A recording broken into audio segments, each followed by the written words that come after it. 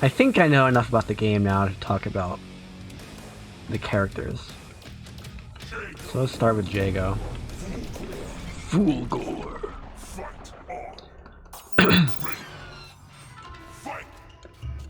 Jago's your basic Shoto character.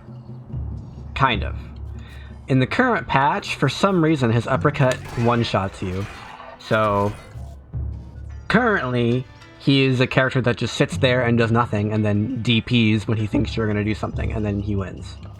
But if they ever nerf his DP, then he goes back to being a Shoto character. With a fireball, and a 3-frame invincible uppercut. And he has a super that goes through projectiles. So he doesn't have a Tatsu, but he has a super that acts like a Tatsu. And he has an overhead. Very long range, safe overhead that cancels to start combos. He also has a couple of plus on block things. This move is plus on block, but it hits twice. And this move is plus on block, but it hits twice. So while he has ways of getting frame advantage, it's not like you can very easily shadow counter both of those on reaction. This one's sort of a mix-up because he might not do both hits, because the light and the medium only hit once. But this one, if you ever see him do this, it's almost always a guaranteed shadow counter, unless he instinct cancels. He can also combo off of his throw, but only if he has supers. So it's like he's got some stuff that is oddly powerful, but only sometimes and only to limited effect. If he's an instinct, all of his hit and block advantage is increased by 2. This includes for manuals. So like if I do like a heavy, let's say I do a light linker. Normally you can't do light linker into medium manual, but in instinct you can. Heavies are still not possible. And I can't do mediums. There we go. Light linker into medium manual because of instinct. Also, all his projectiles will now hit. So all his regular projectiles will hit twice. And speaking of his projectiles, if you charge it, it gains priority, so it'll destroy other projectiles. In instinct, he throws 2 projectiles. And yes, you can charge them. And yes, you can dash cancel while charging them. This still works outside of instinct.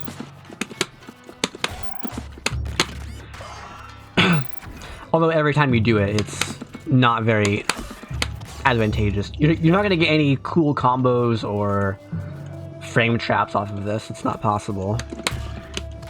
It's way too slow to actually do anything. But as soon as they try to act, you can just throw the fireball normally and that might catch them. But the whole point of his instinct now is every time he lands a projectile, he heals by a little bit per hit. So his super fireball, which hits 5 times, will heal more than his regular fireballs. And since projectiles are unbreakable, this is one of the best uses of unbreakable combos in the game. Just 100% unbreakable. Like here, I'll set him to break all. And I'll put my health on 40% and see what happens.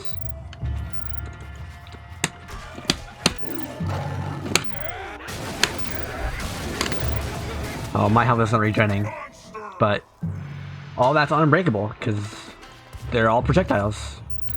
Right? I just do an opener, instinct, fireball, fireball.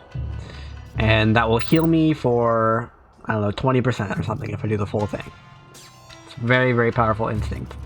And because his instinct heals him, he is one of the best, if not the best, at getting more than 2 instincts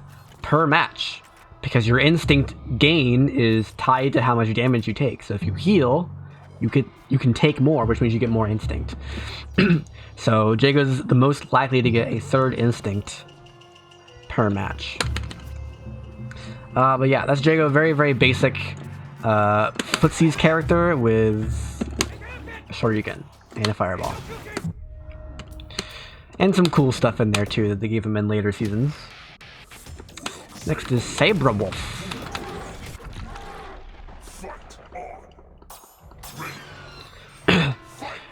So Sabrewulf is also a pretty footsies based character, but he's a lot faster. A lot faster. He doesn't have a Fireball, and he doesn't have an invincible uppercut, although I think the super one is invincible. But he's a lot faster. He's a lot faster. He's a better sweep.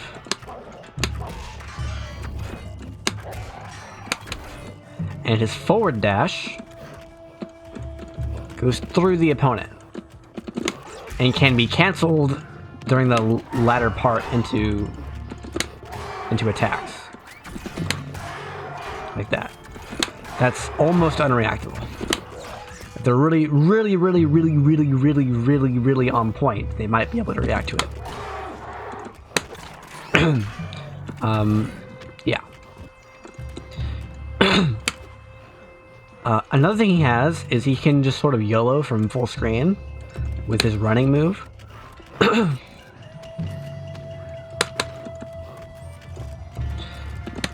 He can press light to do a low. That's an opener. Oh, turn that off.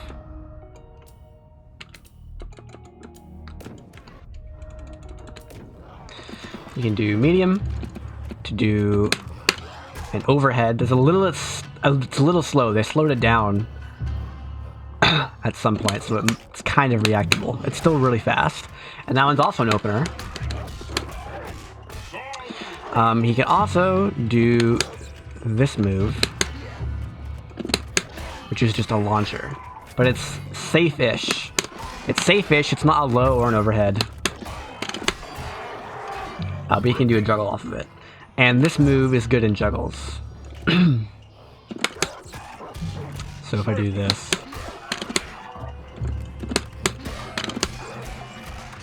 he gets to do extra stuff because the ground bounces.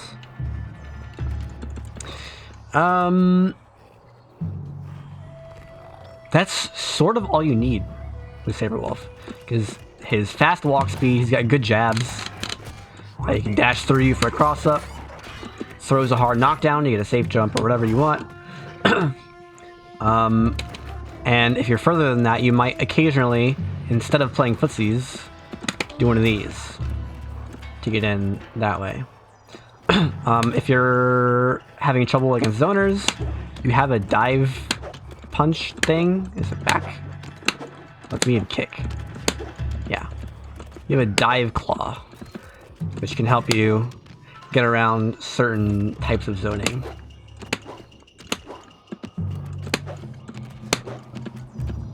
Like if you jump and you're about to land on a fireball, you just do this and you'll go over it. And then in Instinct, you get feral cancels. So first of all your normals will deal chip damage on block. If I turn off HP regen.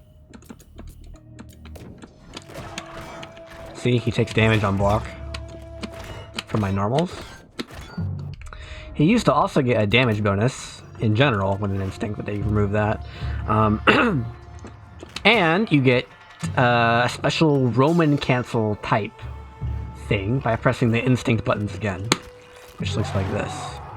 And then he flashes blue because there's a cooldown. So I can do a feral cancel even on one hit. So if the opponent's trying to shadow counter you, you can do one hit like that. And this opens up a lot of different combos, a lot better pressure, and better mix-ups off of everything, because you can do your unsafe attacks and just feral cancel them.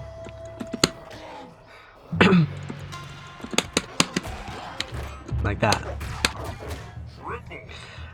So yeah, he just becomes a lot more hard to block, basically. And you don't want to block because he just chip damage.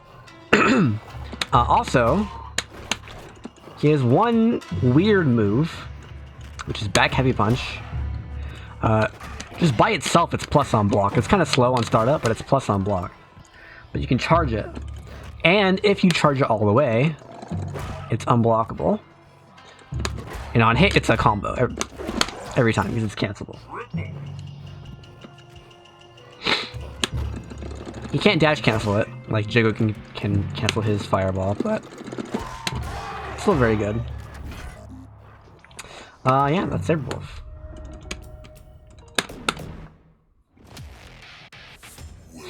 And what about this game looks sus? I think it looks fine. It's from 2013. Glacius. Glacius is your resident zoner. He has Dalsum limbs. He has jumping Dalsum limbs. He has very slow movement. He used to not be able to dash, but now he can.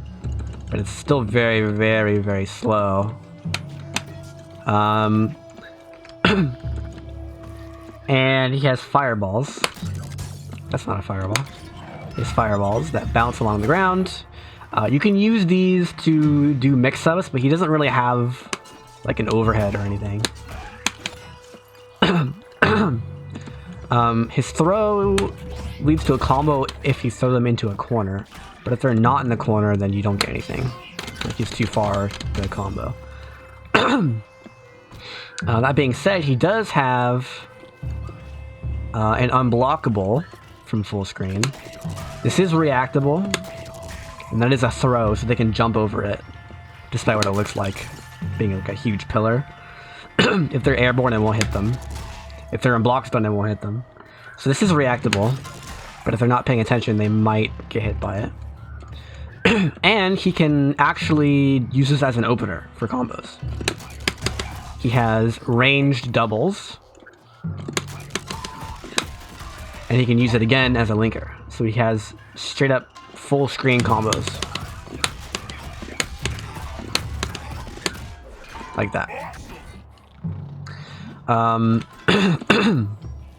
He does have a DP. This guy. It is invincible. And he can also just, you know, liquid eyes in general and move around that way. Kind of useful for escaping corners, but it's not good yet. It's mainly used for like anti-zoning. If they throw a fireball, you go under it. And maybe if you have like a hail, oops, if you have a hail, that's not how you hail. Hail. If you hail and then go underneath, you might be able to get some left-right mix-ups that way, like that. But even then, it's like it's pretty rough. Yeah. One of his better moves is the tackle. This move. It's a mostly safe shoulder tackle. That's an opener. Right? It starts combos. And the heavy one goes very, very far. Almost instantly. You're not reacting to this. Oops. I used instinct. I guess we're talking about instinct now. So during instinct, you have armor. You have one hit of armor. Although remember that armor in this game loses to heavy normals.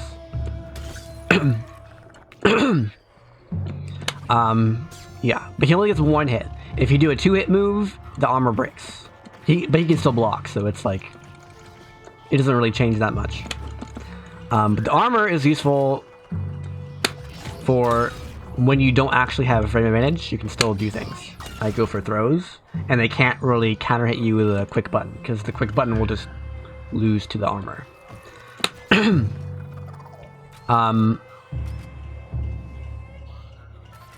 That's really it for Glacius. He's a very simple in concept zoner.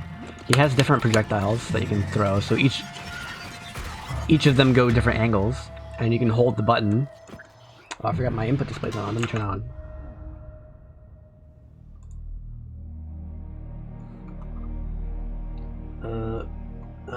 That one.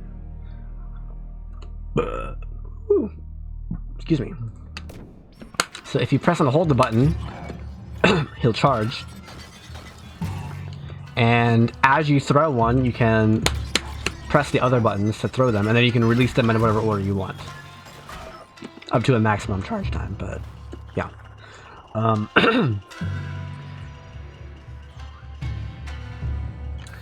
And then finally, in Instinct, he has a new move. He has this. So if you press the Instinct buttons again, he does a Liquidize into a Puddle Punch, which is an opener, by the way. The light one's invincible. Oops. Oh, sorry, the other ones are... I forget how it goes.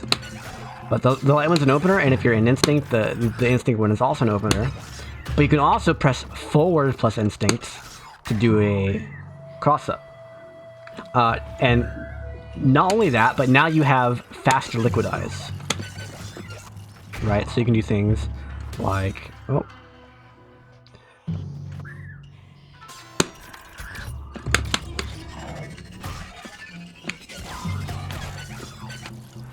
And you can set things up like that. Wow, come on, really?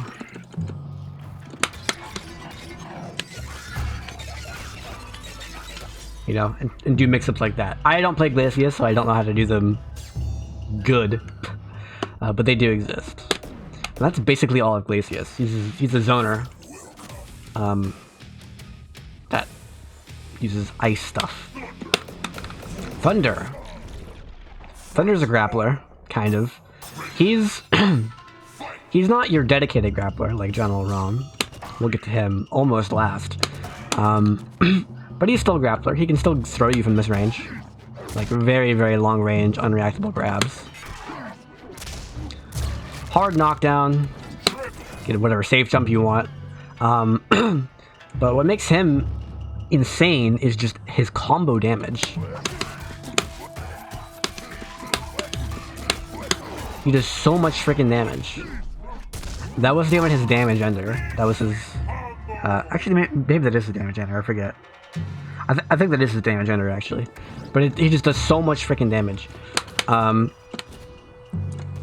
He is slow to walk. Like, his walk speed's pretty slow. They buffed it the most recent patch, though. So it's not terribly slow, but it's still slow. But probably... his main strength is probably the DP. Because it's... So the light one, I believe, is fully invincible, but it doesn't have any follow-ups. Oh, what? They changed it. Oh, it's different now. Oh, I see. So is it not invincible? Hold on, I gotta check this.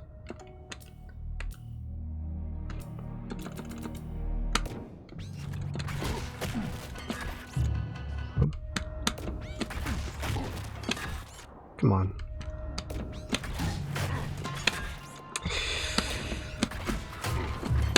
Oh my goose. What is happening? Do that. Ah, it's not invincible. Yeah, none of them are invincible.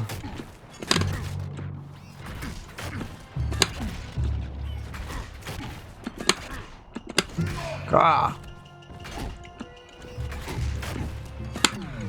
But he does have the super one, which is invincible, so that's nice. So I'm pretty sure that used to be invincible and then with no follow-ups. But anyway, the reason his uppercut is good is because it's mostly invincible, like its upper body and projectile invincible, and the heavy one goes half screen. And they have follow-ups. So the light kick does a little knee, and the knee will flip out. And flip outs are insane for grapplers. Oh, by the way, he has an overhead too. So he can overhead you here. If I can do it. Or he can grab you.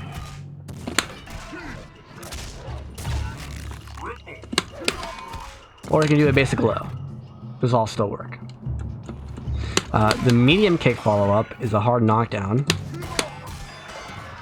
And the heavy kick is a ground bounce combo starter, because why not? Now they can break all of these, but that also means that he can counter break all of them. So yeah. Also, this DP is kind of hard to punish because of the follow-ups. He might just freaking delay the follow-up.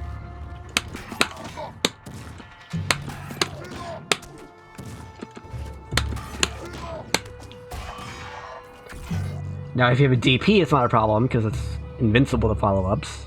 But for characters who don't have a DP, that's extremely hard to punish. They made it a little less ridiculous in the most recent patch, but it's still ridiculous. Because you can still choose to either do or not do a follow-up on hit, block, or whiff. And again, the heavy one hits from downtown. It's very strong. Goes through projectiles, goes through high attacks. It only loses to low attacks. Namely meaties. Yeah. Overhead combo starter. He has a backstepping low combo starter. He has... Let's see. His command grab reaches from like this distance. Insane range. And the heavy one, or the shadow one rather, also has very good range, and you can't jump it after the screen freeze, so it's not reactable. And it's a juggle, because why not?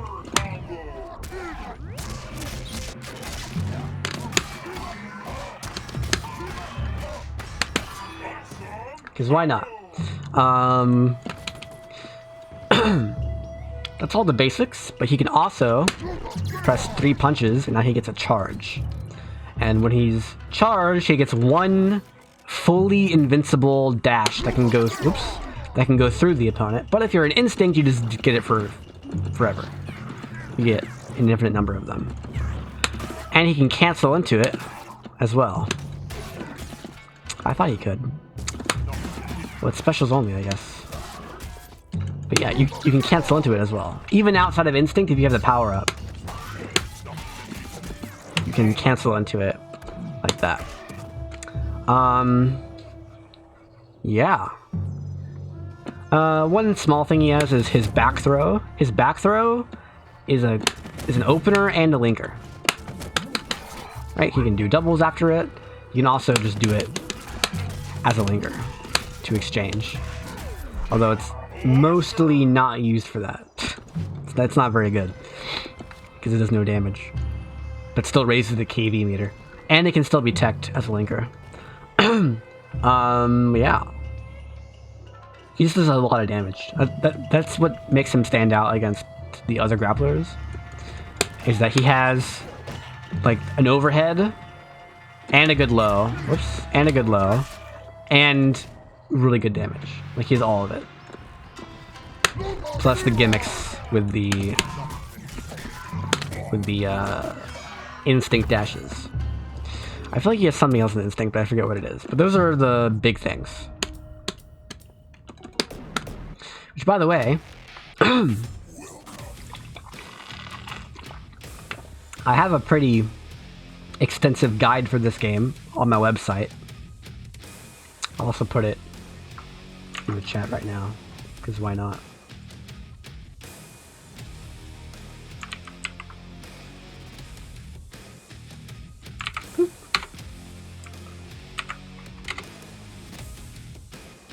There you go. Yeah, it's not done. Character specific stuff is not written in yet, but it's got a lot of stuff there. Now we'll slowly work on it over the next until Tekken 8 comes out. Next is Shadow Jago. So when the game first came out, Shadow Jago was not his own character. He was just a Jago clone. And then there was a boss version that you could play against that was just like overpowered. But now he's his own character. He's like Evil Ryu, I guess. So this character walks faster than Jago. So he's better at footsies than Jago. He still has all of Jago's really good buttons. He still has this move. He still has this move. And he's got his lights. But everything else is different. So his fireball, he does not have a slow fireball. His slowest fireball is the same speed as Jago's fastest fireball. And his fastest fireball is just really, really, really, really fast. Also, he can't dash. He does this instead. These are his dashes. They're invincible in the middle, and the backdash, I believe, is still invincible on startup. And they can pass through the opponent, but they're really slow. Like, you can react to this. But he can cancel them into things which are all unsafe. So he has 3 things that he can cancel it to. He can do a throw. And by the way, his throw is just you can combo off of it for free. He can cancel it into punch. So punch gives him like this DP move. Obviously unsafe on block. Or he can do the kick, which is also unsafe on block. So his dashes are really hard to use because they're all unsafe. And that's sort of the gist of the character. It's just like, well, what if Jago had a bunch of crazy stuff, but it was all unsafe on block? That's what this character is. But he can still do it. Oh, that was weird. Why doesn't that go forward? That's weird. But yeah, he can do it after a cross-up too. So this is basically unreactable.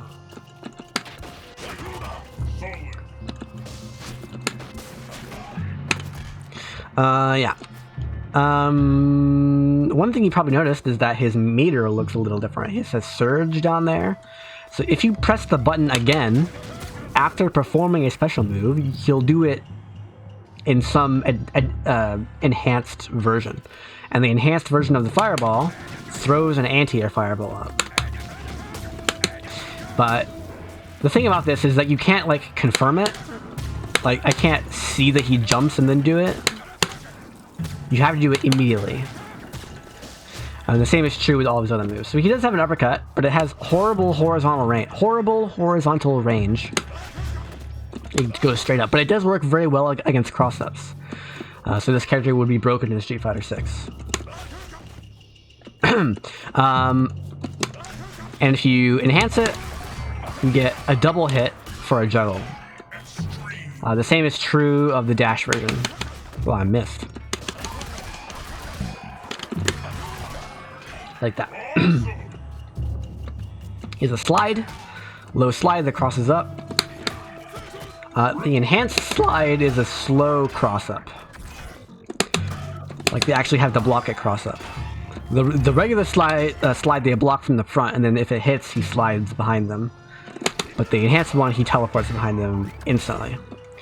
He also has a dive kick, which is very unsafe on block unless you enhance it, in which case it becomes, I believe, plus on block. And it's an opener. Well, it's always an opener, but bam, that's the unenhanced one. It's still an opener. Well, you can't double, I don't think. Let me try. No, you can't use a double, but you can still get a manual after it. As far as command normals, he does not have Jago's overhead. And that's gone. He also doesn't have Jago's forward heavy kick. Oh, this is a pretty good button.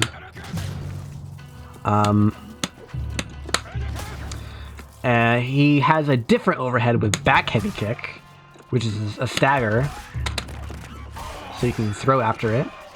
And he can cancel into it from his normals. Not his sweep though. But his other normals, you can cancel it. Like that.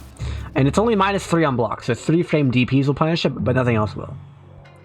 So it's mostly safe. And if it hits, it's a stagger, so you get a combo. Right. That's one of Shadow Jago's best moves, is the overhead. It's one of his best ways of opening people up. It's his safest way of opening people up, because all this stuff is unsafe.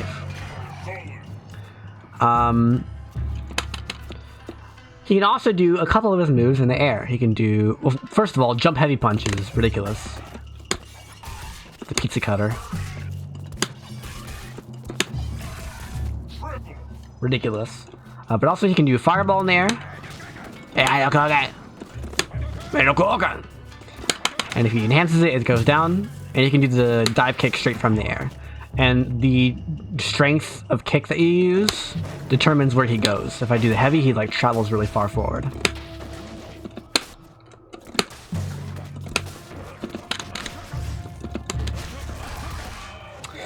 Yeah. But again, the same properties on hit and block as the ground version. It's still very punishable on block and a combo on hit. It is possible to cross up, I think. But it's very tight. There, that might have been crossed up.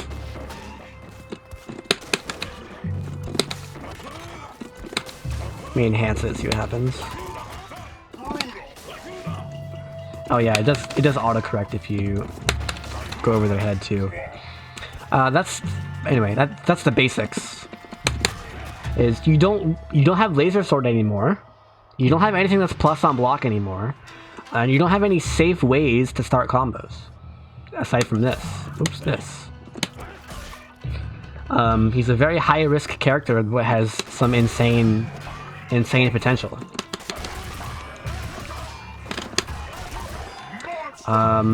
Low damage output though. His combo damage is not very high compared to Jago's. So now we have to talk about his instinct. I need to switch characters. Let's go Jago. His instinct is weird. I'm gonna turn off meter regeneration. Right. So obviously this character requires meter to enhance the special moves. So he's gonna be spending a lot of meter. So why not also spend the opponent's meter? If you dash through the opponent, they are tethered. Also, if they get hit by a projectile, they get tethered. And the tether goes away if the opponent hits Shadow Jago or if Instinct runs out. Like this. While tethered, all meter that Shadow Jago spends is halved. And the same amount is taken from the opponent, if it's possible, if they have enough meter. Although it's not required. Fireball, tethered. So now, if I do a super, instead of spending one stock of my meter, it spends half of my stock and half of their stock. Let me do it again. Let me do it again. Right? Same is true of surge moves. Instead of taking the whole surge meter, it takes half a surge from both players. And if you're like, I don't have any meter, you can press Instinct again, and boom, both players build 1 meter. Additionally, you can do quarter circle forward plus throw to get a super move. And this move does more damage the more time is left on your Instinct. So if you do it immediately, it does a lot of damage. Although it is a throw and you can't combo into it, and it is very slow. So it's, again, very, very high risk. But if you do land it, that's like half their life. 48% if you do it almost immediately. It might be 50% if you do it immediately. Very high damage. Slow on startup, grab. Yeah. Or you can choose to use just you know, use the Instinct time to like steal meter and stuff. That's basically it for Shadow Jago. He still has Jago's normals, just not the command normals. So he's still good at footsies. He might be even better at footsies because he walks faster, but he doesn't have the slow fireball, so we can't just like be at this range and then throw a fireball and walk it in. And he doesn't have Jago's insane unbreakable instinct, and he also doesn't have the insanely good overhead. And if he wants to actually do a combo, he has to take a huge risk. So yeah, that's how Shadow Jago works. Next character is Sadira. Sadira. So this character is your... There really isn't a Street Fighter equivalent, but she's in the air all the time, so she has a double jump. And she has an air fireball, which the light one pauses her in the air, and then it continues on. The medium one just jumps her forward again. And this doesn't count as a double jump, so she can double jump and then do it. Or she can do it and then double... Oh, she can't do it and then double jump, actually. That's not possible. She can double jump and then do it and then come down with the button. And she has one of the best cross-ups in the game. Well, not... I wouldn't say it's the best cross-up in the game, but it's still good. Her jump heavy kick is really good. And the heavy one is kind of useless because it's unsafe on block. She like flies into the air, then they get a free DP. She also has this move, which is an opener that can be used to like really mess with the opponent, because you can like do a forward jump and then come down on the front without crossing up. And it's an opener, so you can do combos. The heavy kick one is a stomp that bounces, and you can like control where she goes afterwards, and there's no limit. Although theoretically the opponent will eventually hit you out of the air, so don't do it forever. But it can be useful once in a blue moon. If you miss with either of these, she's stuck in a landing animation for a long time. So if you go down and it doesn't hit anything, she's very, very punishable. So that's usually not what you want to do. She also has web cling. So just in case you were sad about how many air actions you have one more. So you can do double jump, web cling, triple jump, jump in. Yeah.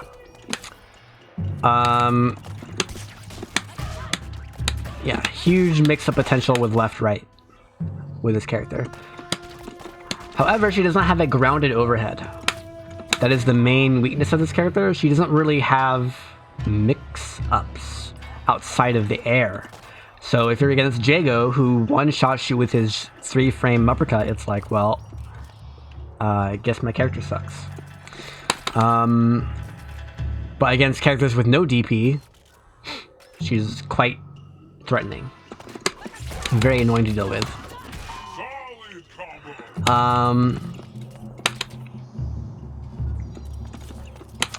Let's see. She has a command normal with forward heavy kick, which is a launcher. She can also combo it from standing medium punch or from any of her auto doubles. And it launches them, or she can throw you, and that's also a launcher. So these are all launchers that can be jump canceled, and her ability to do juggles is high-ish. It's not spectacular, but it's still very good. And there's a lot of variety there, and she can flip you out with a jump light kick or stand light kick and do a mix-up like that. The problem with this is that you can't do an ender in the air, or when the opponent is in the air.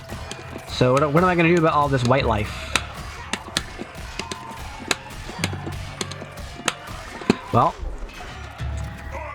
you have a super for that, because this super is, of course, a launcher. It's not invincible. It's a little invincible, but you can't use it on wake up.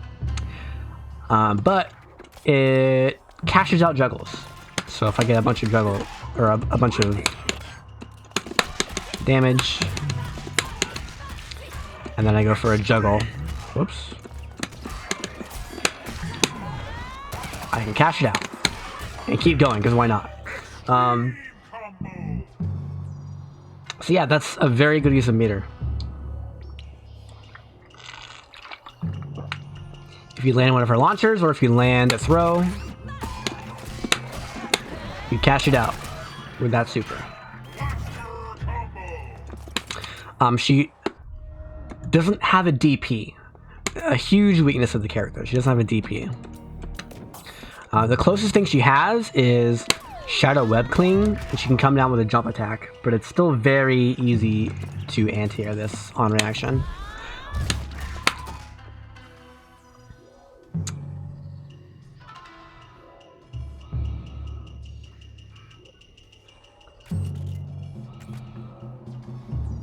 What's an easy character to learn the basic stuff?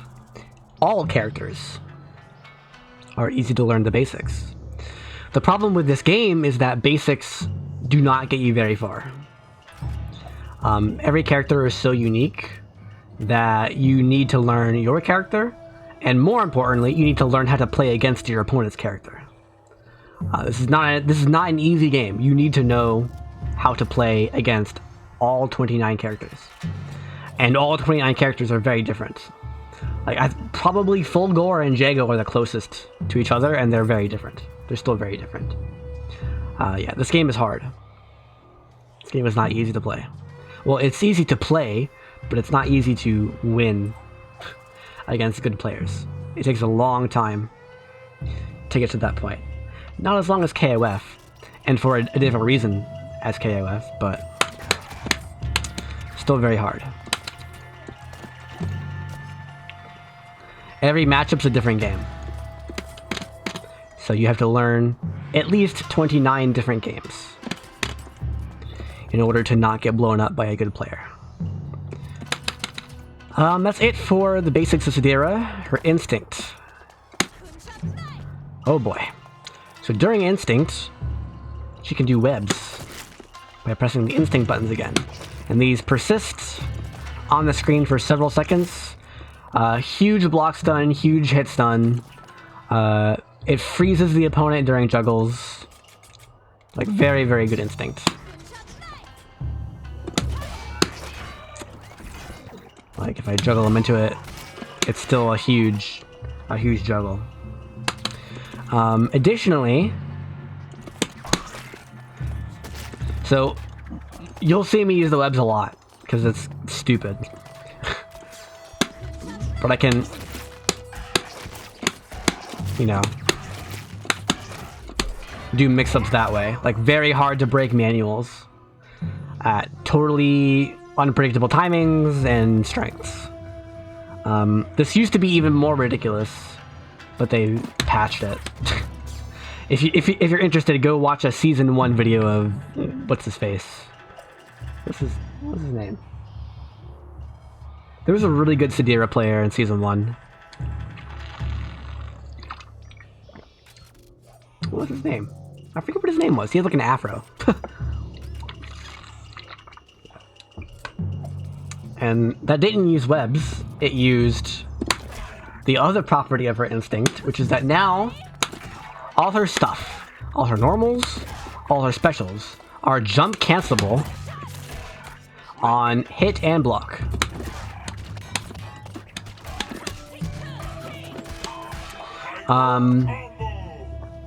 And she still has pre-jump, and you can still perform specials during pre-jump. So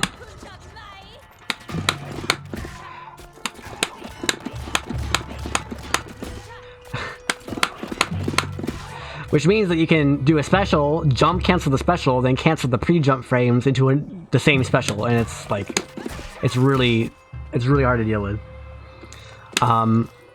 That used to lead to unbreakable combos, but they put a limit on the start of the combo, so now you can't do that. Like, this used to be unbreakable. Oh, I can't even do it. I can't even do it.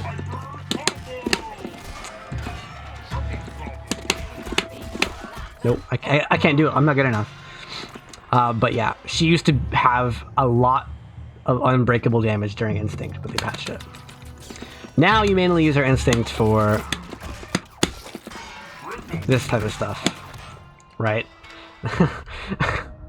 Kind of insane, actually, that level of mix-up. But anyway, that's Sadira. There's an easy way to do DPs. As in the Shuriken motion, I struggle with it every time.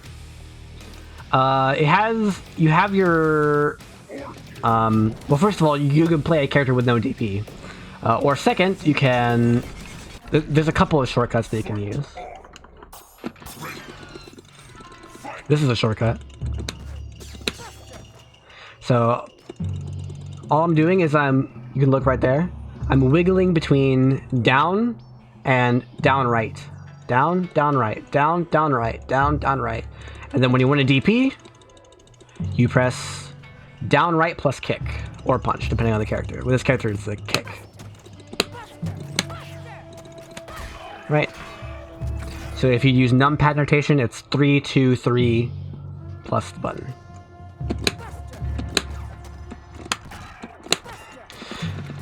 All your KOF stuff also works, except that one.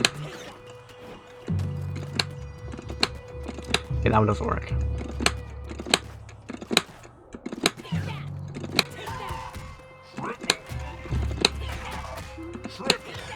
Yeah. Hold on, let me get on a keyboard. Oh god, I don't have my buttons set. Never mind.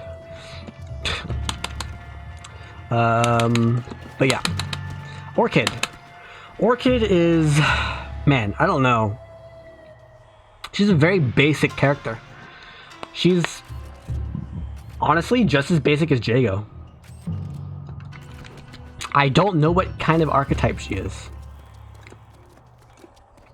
She has very, very, very fast walk speed. She's very good DP. And she has a good slide. This slide is insane. It goes full screen. Almost. I think it barely does not reach full screen. Oh, it does reach full screen. Nice. Right. Her most unique moves are the grenade. So this is back heavy punch, but you can cancel it into it like a special. You can also hold the button to make it go further. So if I just do back heavy punch and tap it, it goes that far. I can hold it down and it goes further. So this makes her pressure in the corner really, really strong, because she'll do like a hard knockdown ender and then throw the bomb on you, and then she has mix-ups. Her other weird, unique move is Ichi. I said Ichi. Oh, she does have an overhead, by the way, and it is cancelable. So, I mean, almost every character in the game can do this. Maybe like half the characters can do this. Like, they have some command roll that's an overhead, and they can cancel it for a combo. But yeah, Ichi. This is a very good move. It's an opener. Not the move I was thinking of. That's not Ichi. That's a different move. That's Ichi. Ichi. Hear it? Ichi. Oh, this is her Rekka. Heavy one goes really far. Like super far. Right there. Ooh, right there. Bam. Right? You can do a move like this. Cancel it. Ichi. And she has different follow-ups. Right? The second hit is always the same. Right? You just press punch. Get the second hit in there. But the third punch, if you press light punch, it's a low. It all combos. If you press medium punch, it's a 2-hit overhead. And if you press heavy punch, you get this thing. It's a quick strike. But you can hold it down and it becomes unblockable. Very strong move. Very, very strong. And it works on block. And you can super delay these. Super delay them. Ugh, super delay, and it still combos. Really, really, really, really powerful move. So you can imagine, like, you get a knockdown, you throw a grenade. I do a move like this. I do some sort of low overhead. It's safe, if not plus on block now because of the grenade. And then I can do it again. Also, her throw. It's a normal looking throw. But she has an air throw. So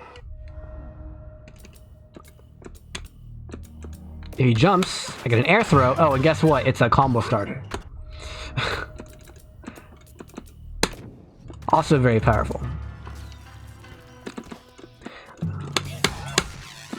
And she can forward dash out of the unblockable. Forward dash, get thrown. So yeah. Very strong move in general. These are all combos, by the way. All of them open combos. Also during combos, she can use it twice in a row. I don't know why. She's allowed to do 2 Ichi linkers in a row. The problem with this is that they all look different.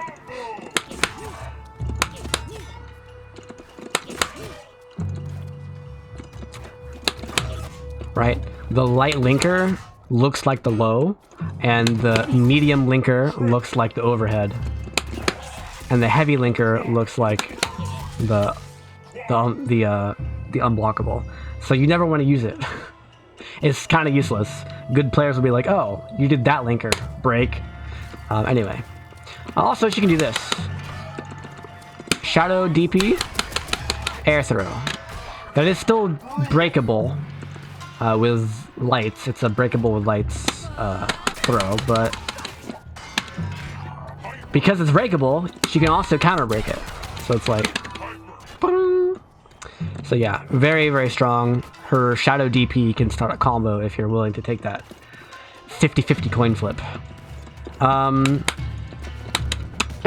to think if there's anything else. I mean, this slide is ridiculous.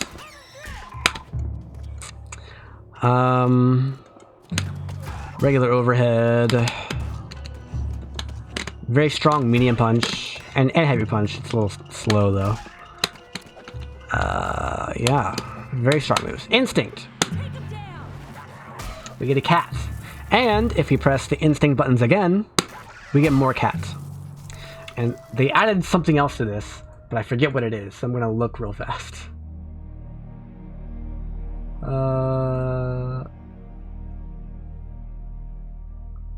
Character reviews. Orchid. Oh, never mind. Nothing else. That's it. Yeah, that's it. She gets cats. It's basically the same as Sadira Web, but better.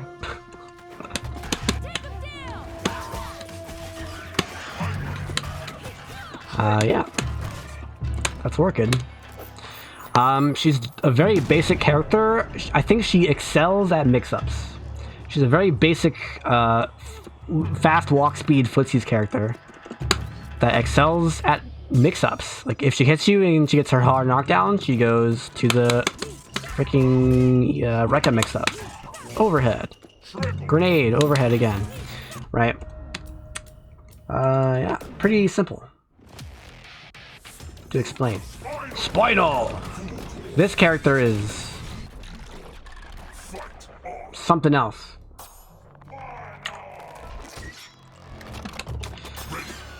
Alright, so the first thing you'll notice is that his forward dash is actually a run. So yeah, this is a very offensive-based character. As soon as he starts running, he can attack you, right? So this doesn't have a lot of range, but if you just run for a split second, it does. Right? He also has a dive kick. This is, if you do it perfectly, it's safe on block. Like, very perfectly. And if you ever hit with it, it's a combo on hit. It's very plus on hit. Even if you hit the tallest character at the top of their head, you still get a combo.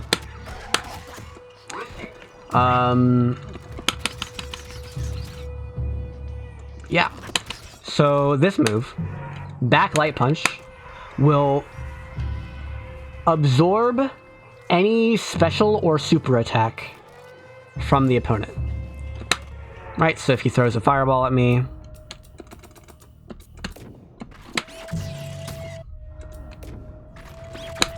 I can absorb it. And look, I have a skull now. So absorbing things with this move generates a skull. Also, landing a crouch heavy punch generates a skull. Also, if you do an auto double, you can press the button again to get a triple, and your triples will generate one skull. And you can spend your skulls on projectiles. So the light projectile hits low, and the heavy projectile, tracks the opponent and hits overhead. And if you ever hit the opponent with a projectile, they can't build Shadow Meter anymore. So let's put on Shadow Meter to normal and make him use. Well, he's on Fulgore, so it looks weird, but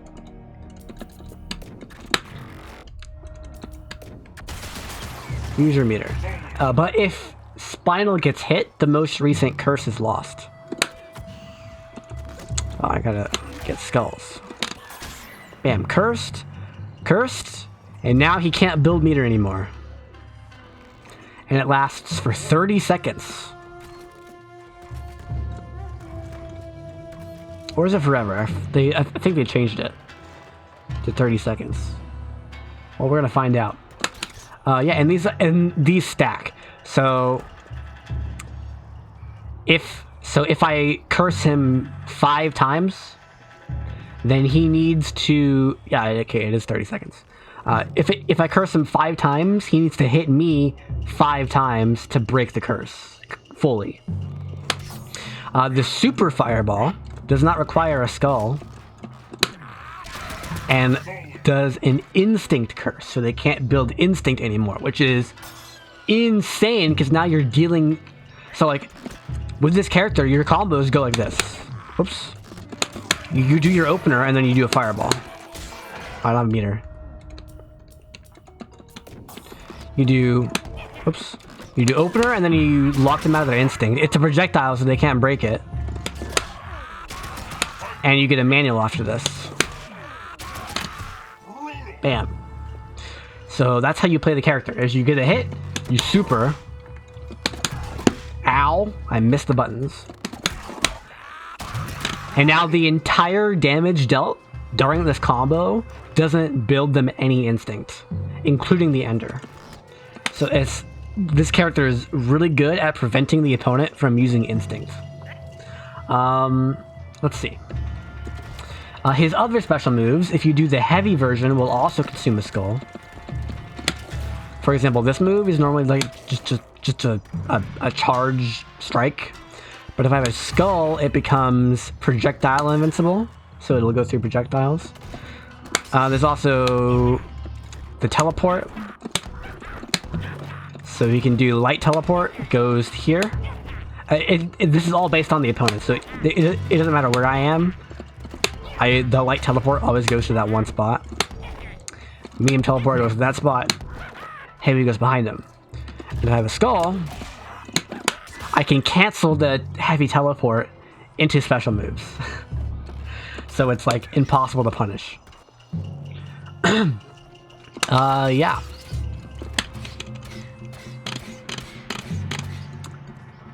Okay. So yeah, very tricky character. You get like a skull here. Then you throw a fireball. You teleport. It's a cross up. Good job. I can combo off that.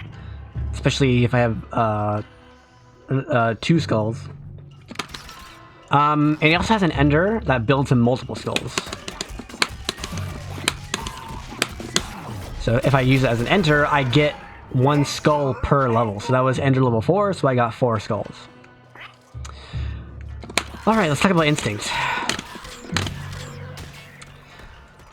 Oh boy.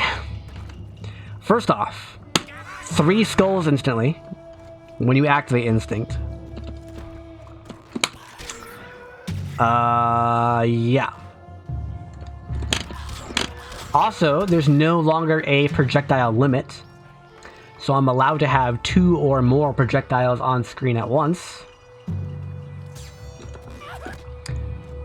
And if he blocks it or avoids it, it bounces and comes back to hit one more time.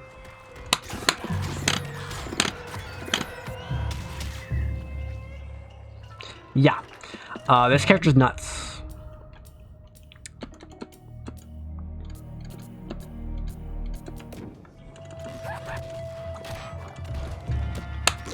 Throws also build a skull, by the way.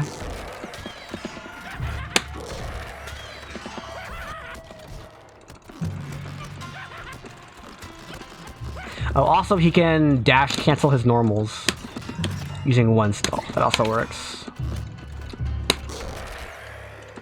Alright. Instinct.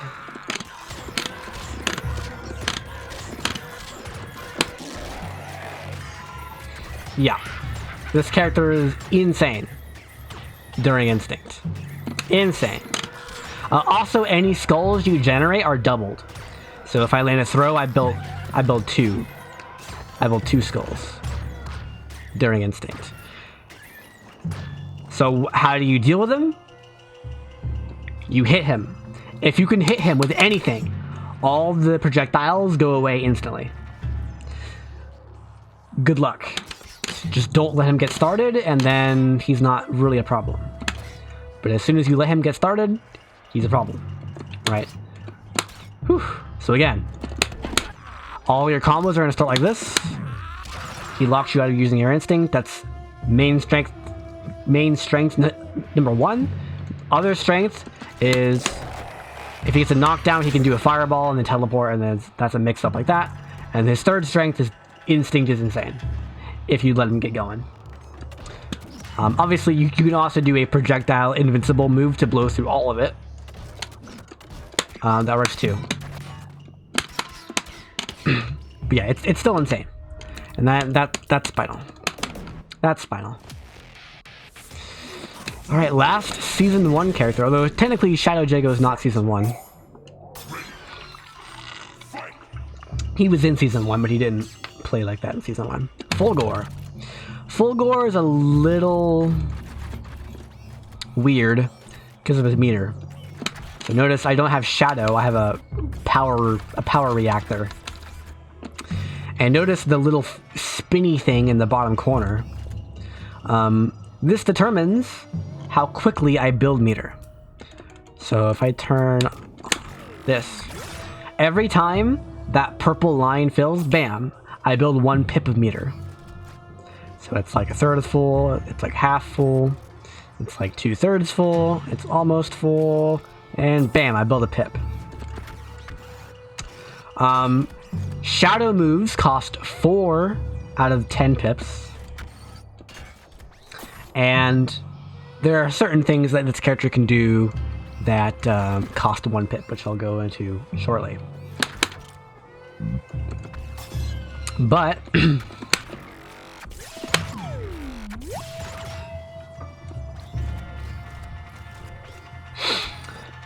you can speed up his meter regeneration by attacking the opponent with strikes. So notice the wheel is spinning faster and faster and faster and faster and faster.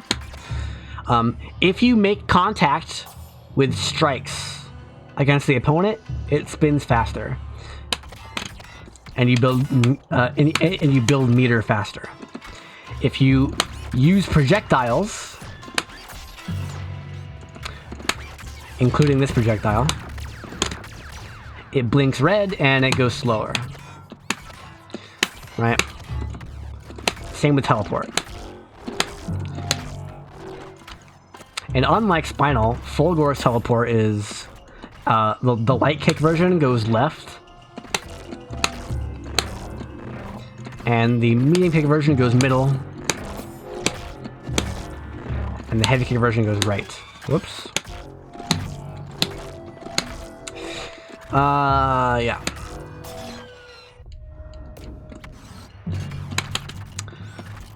So what do the pips do? Well, he has a fireball, he has an uppercut, he has this like charging move.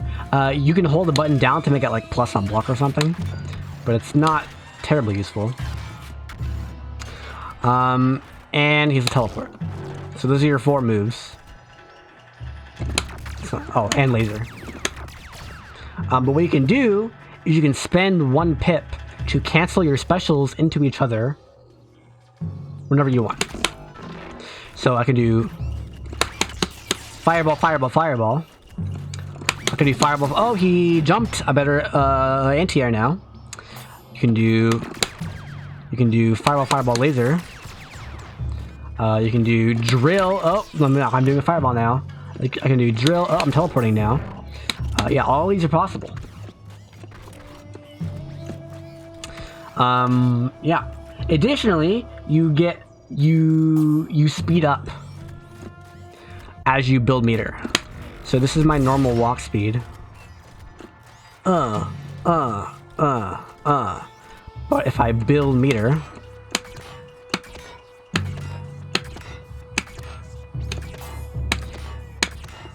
it's still slow, but as soon as I build 4, I start zooming. I zoom around. And if I build even more, my dashes get sped up and they become insane dashes. His dash is already really good. But if I have meter, full meter, I think. Yeah, full. Oh, look at that! Look at that range! Oh, insane.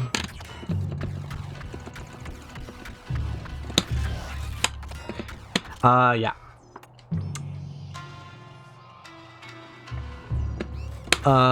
You can also do this. This is what Seth would do to you in Street Fighter 4. Right? He throws a fireball and he teleports. Where's he gonna go? He's gonna go to the front or the back. And he has an overhead, of course, because every character has an overhead in this game. And of course it's cancelable. Because why wouldn't it be cancelable? Also, medium laser hits twice, but it's plus on block. So your zoning is ridiculous. Your defense is ridiculous. You have a fully invincible DP. Your zoning is ridiculous. Your safety when zoning is ridiculous. Your mix-ups are ridiculous. You have an overhead. And your pressure is ridiculous because you have a plus on block move. And you have this move too, which is full screen, and there's a stagger on hit. And this move is technically punishable on block. It's kind of safe if you do like a charge, like that charge is like safe.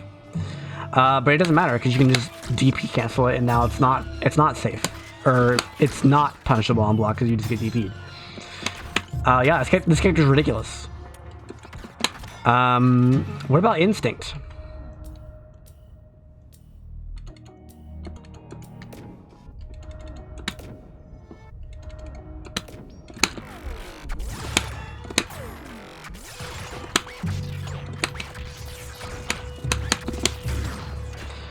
During Instinct, well,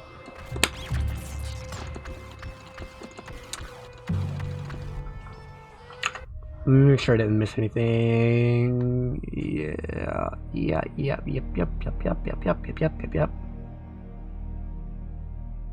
Oh, I actually don't have it written down. But during Instinct, you have a new move. And all your pip cancels are free.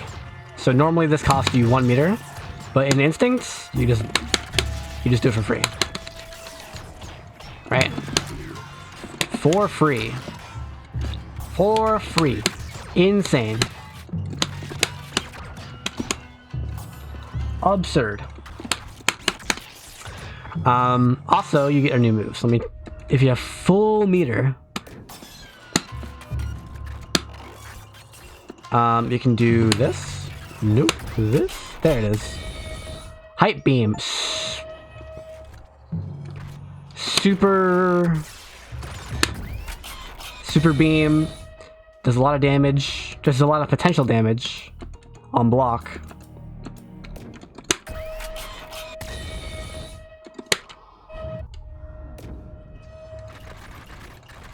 Makes a cool noise. On hit. That's not it. Super damage. Like here, let me heal him all the way up so you can see how much damage this deals.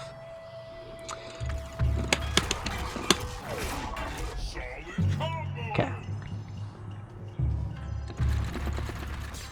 Hype beam. In instinct, full meter. If you can cash that damage out, that's half-life. It's 1/3 of their life guaranteed, and it's another 1/6 of their life in gray damage on hit and block. Ridiculous. Ridiculous. Yeah, that's all you need to know for Fulgore. He has other stuff, like he can do triples, just like Spinal. Although he doesn't have skulls, so he just deals a lot of damage. But yeah, he's just a very versatile character with good zoning, good mix-ups, good mobility. He's just probably the best character in the game if you ignore Jago. Yeah. Season 2 characters. This is where the game got bad. Alright, TJ combo. This is my least favorite character. This character is all about skipping neutral.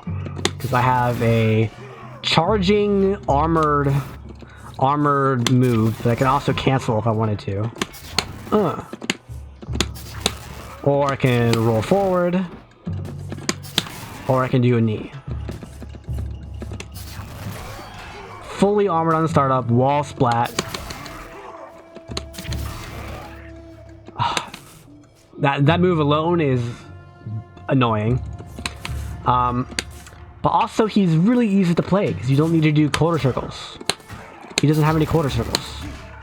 He has back forward plus punch, back forward plus kick, down up plus punch, and down up plus kick. And you don't even need to know the combo system because you have infinite doubles that lead to an ender that deals half your life. So you don't need to know that part of the game either. Yeah. And there's no way to react to his doubles, by the way, because they only hit one time. They're like singles, right? If I turn on the display combo state, and I do an opener, light, medium, heavy, light, medium, ender. Theoretically, you'd be able to know what the 6th one would be and break it, because there's only one button left, but you can't break enders, so yeah. Yeah, he also has a command grab that hits from like this distance. And is a juggle starter. Oh, also he's one of the best characters at just doing juggles. His juggles are insane because of his DP. Ridiculous. And if you don't want to do juggles, you don't have to do them either because you have recaptures and stuff.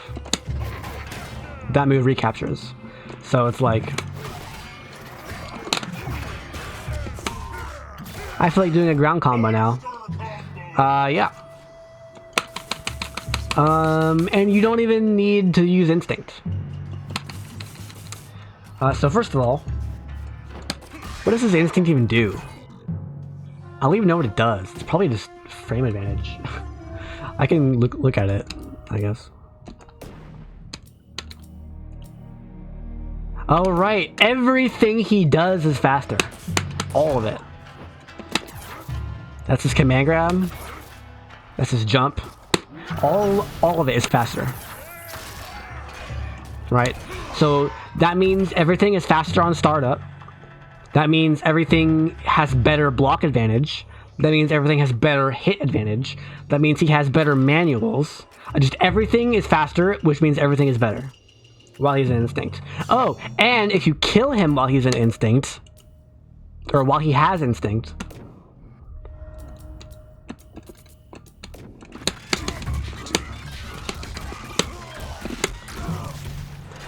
instead of training mode won't I can't shut off in training mode. Maybe if I do this. Oops. There we go. he doesn't die. He comes back with 15% health and activates instinct with half the timer. So you don't even know how to use instinct. That's fine. Just play TJ. You don't need to know how to do combos. You don't need to know how to play footsies. You don't need to know how to use instinct. Yeah. Just play TJ. There you go. Okay. I mean, I don't know what else to say about TJ. That's how the character's designed. Very simple character. If you want to beat people at low level, play TJ. He's still kind of good at high level because of all the juggle stuff that I talked about, but yeah. You will not get good at the game playing TJ. The character does not let you. Maya. Maya's weird. So the first thing you'll notice if you just press buttons with her is that she has a lot of two-hitting moves. 2 hits, 2 hits, 4 hits, 2 hits, and so her front hand dagger is yellow, and all her light punches use the yellow dagger. And all her right hand punches, all her medium punches, use the purple dagger. And all her heavy punches use both. Right. Okay, so what's that all about? Well, if you do quarter forward punch, she'll throw that dagger. So the light one throws the light dagger, and the medium one throws the purple dagger. And now I don't have punches anymore. If I press a punch button, but I don't have the right dagger, it just goes to the kick button. So if I press light punch, I can just get light kick. Light punch and light kick are not the same. However, I can press 3 punches to pick them up, or I can roll over them to pick them up. So her dashes are rolls. She also has a unique projectile throw during her rolls. And if I am missing either dagger, I don't have heavy punches. My heavy punches just become heavy kick. So yeah, and then if you do quarter forward plus heavy punch, she throws both of them. Okay. Whew. She has a DP, by the way, because why not? And she can throw the daggers after the DP. Either one, or both. Only on whiff or hit. If this is blocked, she's totally punishable. You can't throw the daggers, I think. Let me turn him on block. Yeah, on whiff you can do it, and on hit you can do it, but not on block. Now here's the thing: if they block, only on block. If they block your dagger, it gets buffed. It bounces off of them and it gets buffed. So notice in the bottom left, she has a flashing icon. So now that indicates that if I throw the quarter forward heavy punch move, it will now bounce. And it will consume all of the pips on the icon. I need my dagger. So yeah, he blocks 1, it bounces off the ground. Or if I hit 2, now it's homing. So now even if he does like, it'll still come back and try to hit him. Although he hit Maya there, so it didn't actually work. But yeah, if you have the right dagger, 1 blocked means now it will destroy other projectiles. So normally if he throws a projectile,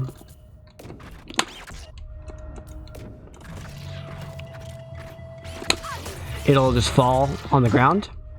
But with one purple pip power up, this will destroy other projectiles. And if you get 2 stacks, now it's unblockable.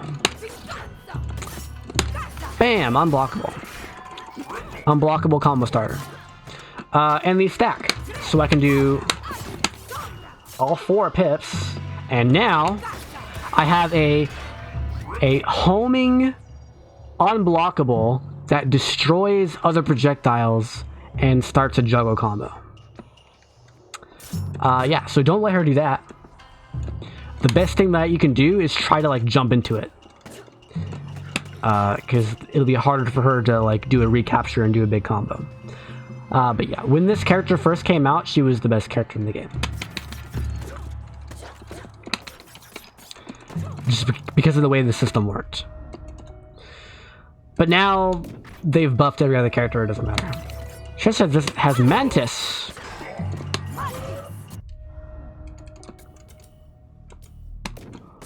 Right.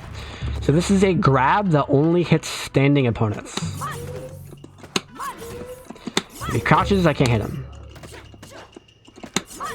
Also, it's down heavy punch, so you need both daggers.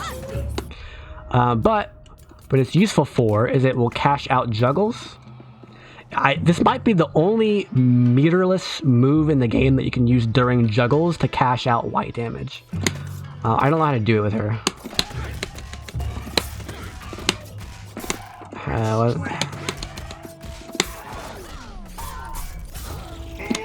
I don't even know how to do it. There's probably a weird... I don't know. Her combo options are limited. You basically just have to do this. Whoops. And then this, or this. And then you just end it. Like, she can't use supers to end or anything. Her combo damage is pretty low. It's her main weakness. But then she just like spams this and then you hate everything. During Instinct, she has infinite daggers. So I just pop Instinct, bam. I have my daggers now. And they always come flying back to me.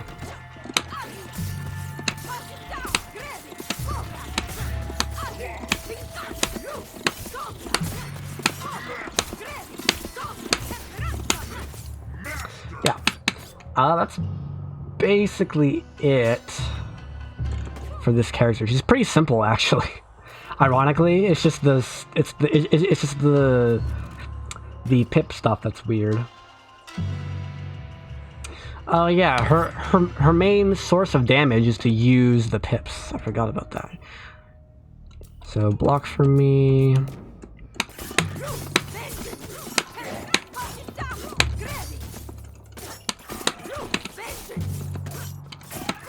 Okay. So if I just do a combo, like this, whoops. I can use it to end the combo and it does insane. Oh, it changed it.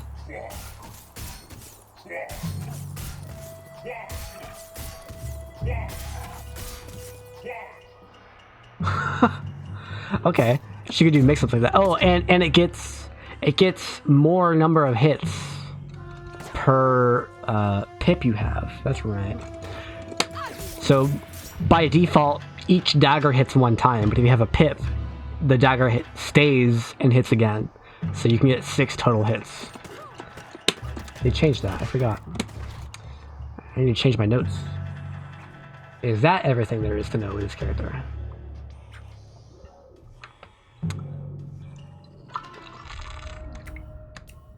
Let me check her instinct real fast. Yeah, that's it. Okay. Yeah. Very... She used to be very strong. Now she's pretty weak. Honestly. Although don't let me saying that prevent you from playing her, because this game is pretty... This game has good tier balance. Like, every character is viable. The problem is individual matchups. Characters can struggle in individual matchups. Ra. Hi, puppy. So this is your long-range trap-setting zoner. Hi, puppy. Hi, puppy. Alright, we're taking an intermission. Intermission. Hold on, puppy.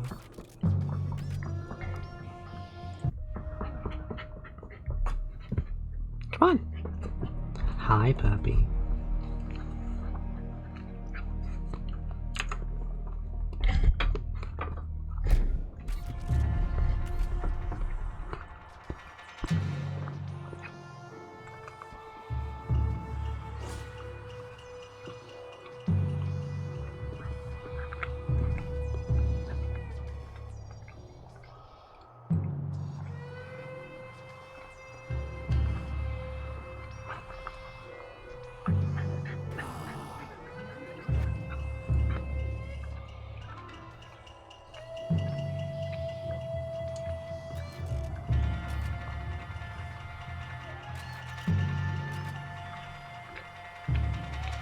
Hi, puppy.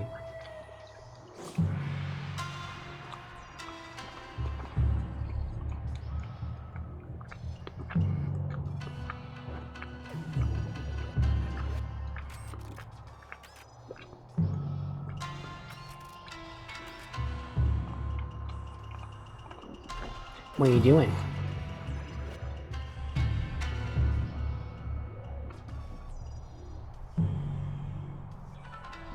What are you doing?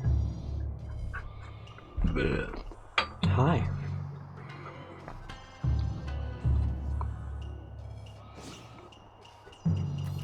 Hi, puppy.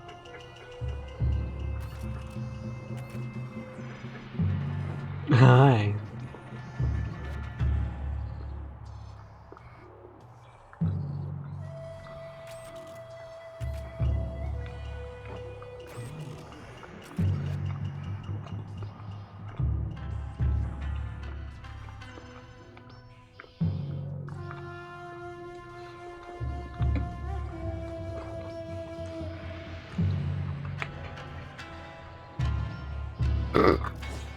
How do you do that?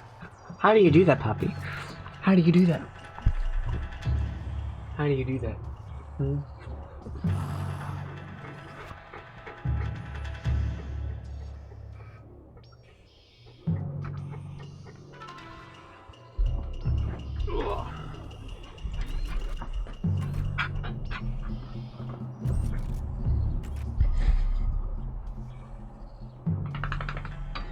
Thank you, puppy. Thanks for the free viewers. Subscribe for more puppy. No, puppy. No. No. Con-Ra is a zoner trap setting monster that also curses the opponent. Curses are very important. So obviously he has Dhalsim like range.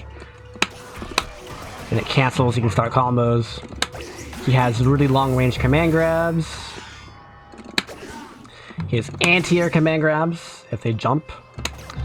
And he can set traps.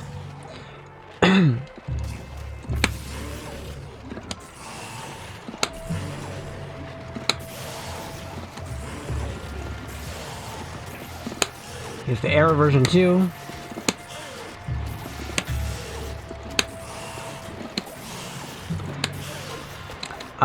Yeah, and these hit multiple times. So very easy to pick up a combo from that. Including from his command grab, by the way. He can use the grab to... what does that move? Nope. Come on. There we go. And that curses the opponent, etc., etc. He also has this thing. This is like Shadow Jago's jump heavy punch before he had it. This move is ridiculous. And all of his heavy kicks will produce a pile of sand. So that gives you sand. That gives you sand. Spoilers. And that gives you sand. All his kicks, or his heavy kicks, give you sand. And now he can do that. There it is. He can do down forward plus a kick to attack from the sand pile. Or if he's on the sand pile, he can do a dash.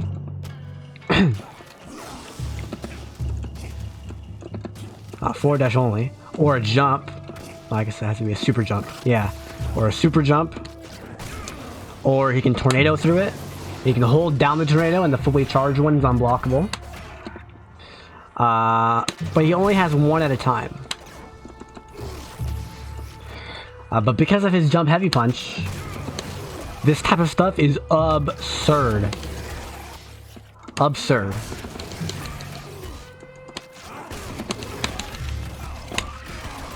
Absurd. Yeah, I'll even need to show you more. You already know what type of character this is. This is the type of character that makes you want to tear your hair out.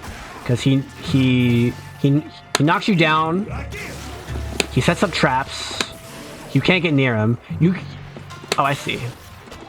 You get one trap of each strength. So if I do light in the air, I can't do light on the ground. It breaks the air one. But I can do a medium. So I can do light, medium, and heavy. Light, medium, heavy, medium, light. Right? So I can have 3 out at once. But I can't have more than that because there's only 3 strengths. I see. Okay. He also has... How do you do that? Is it this? Yeah, there it is. So he has 3 kicks, but I can't do 3 kicks until I have a sand pile. And when I do it, he explodes, for one. He explodes. This is your DP with this character. He explodes, and then he reappears at the sand puddle's location. But it's very unsafe on block. The problem is most characters will have trouble getting to the sand pile if it's really far away. Oops. Let's put it over here. It's like, and then it's like, bam! I'm over here now. Good luck punishing that. Let's see. Curses. If you land a throw, or if you land one of these. One of these. These also curse. Everything you do while cursed is slowed down. It's like the opposite of TJ Combo's instinct mode. So, like, let me...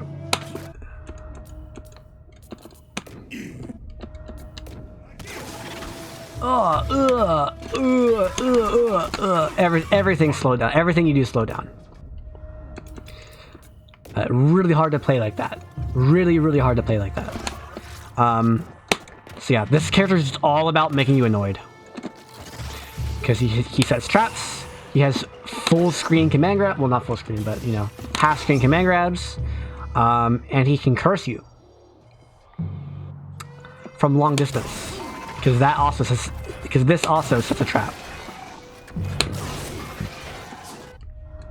So if he blocks, guess what? It tracks both ways.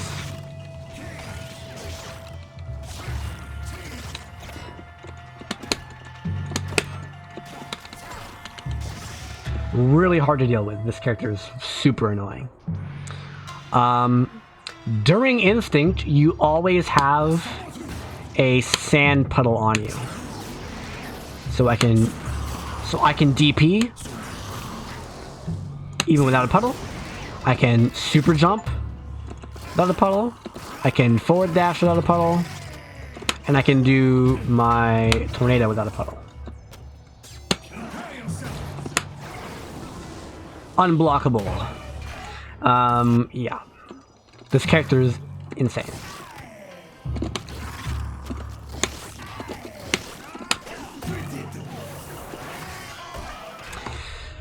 Yeah, that's basically Hanra. He used to be the best character in the game when he came out, and then they nerfed him, of course. Yeah. Riptor. Riptor is an aggressive monster. I don't know how to play Riptor. But she has this move, which is a cross-up, if you do it like this. She has Predator Stance, which is done with 3 kicks, or certain moves you can cancel into the Predator Stance. But she has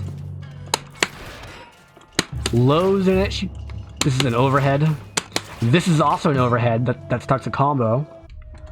Let me turn off blocking. Oh, why are you blocking?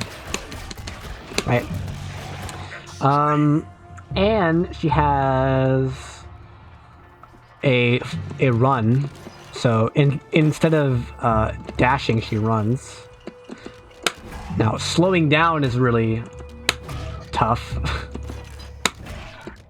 But it's not really that big of a deal.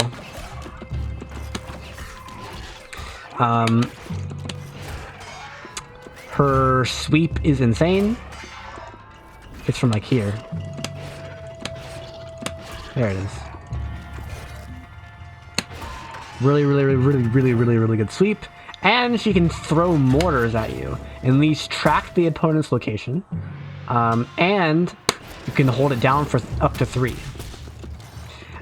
And she has Flame Carpet. So this gives her really good mix-ups on knockdowns. Flame Carpet. For mega plus frames into, you know, cross-up setups or whatever. And just in general, this stance makes a lot of moves with. So she's the type of character that does a lot of plus frames. She's like Xiao Yu from Tekken. Just very annoying. Because she's wherever she wants to be, she's there. She can cross you up whenever she wants. She gets a really good mix-up off of her throw. And she's got good range on her heavy kicks. And yeah, just very strong mix-ups, very annoying to deal with. And I think one of her moves is Armor On. It's that one, I think. I forget which one it is. Just very tough to deal with.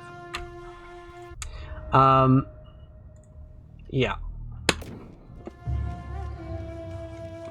It's this move. This move is Armor On startup. And, of course, it's plus on block. And starts combos on hit. Why wouldn't it be? Block for me. Right? You just do this, and now you're in the stance. And you get whatever you want. This is a low that's safe on block. You have the overhead that starts a combo. And you have the other overhead, which is faster, but is a knockdown on hit. Or you can just, you know, stay safe.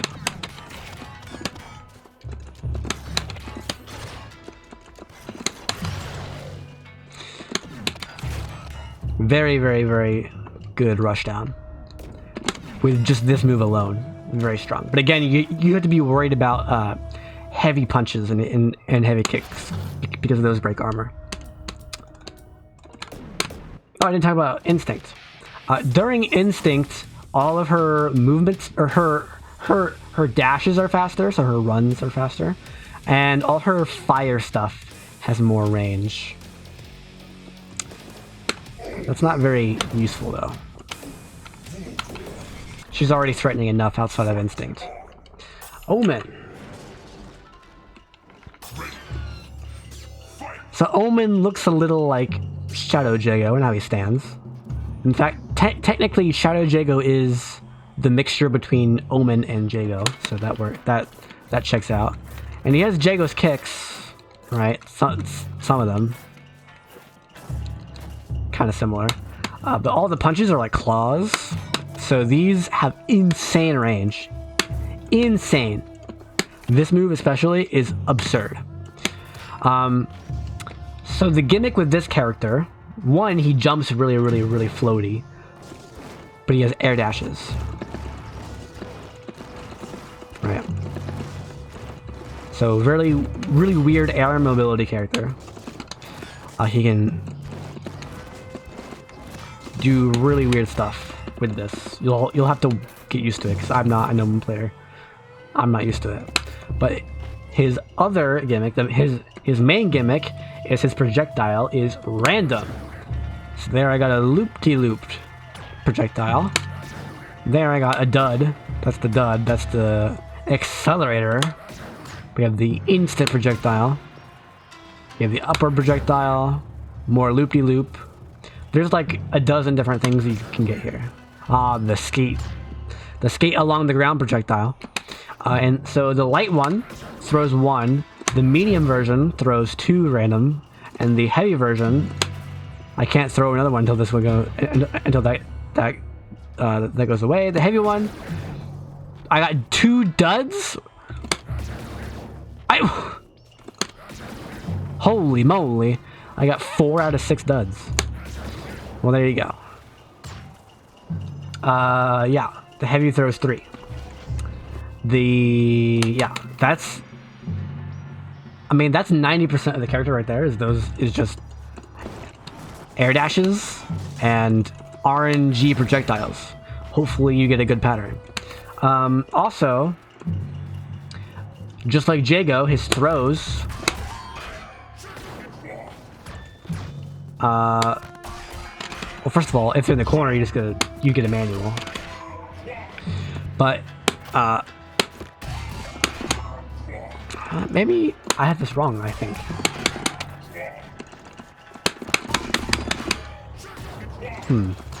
Well, you saw that. So he has Rose's super. So that's this move. The light one's a DP. It's invincible on startup, but very punishable on block. These ones have more range on them, but are not invincible and they're slower. The super. So also notice in the bottom left, he has 3 bars instead of 2. So his supers are very important. He has Rose's Soul Satellite from Street Fighter, and he has 5 projectiles. So the super version of the move is not random. You just get 3. But the thing is, you can do another one, and they get powered up to hit twice.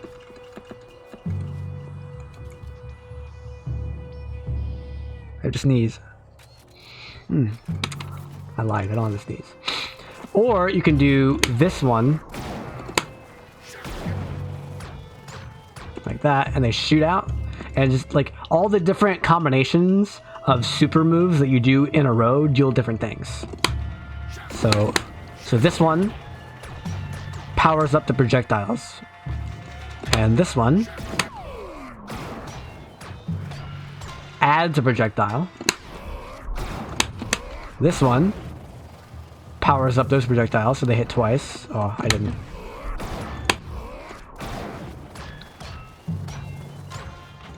Right? And this one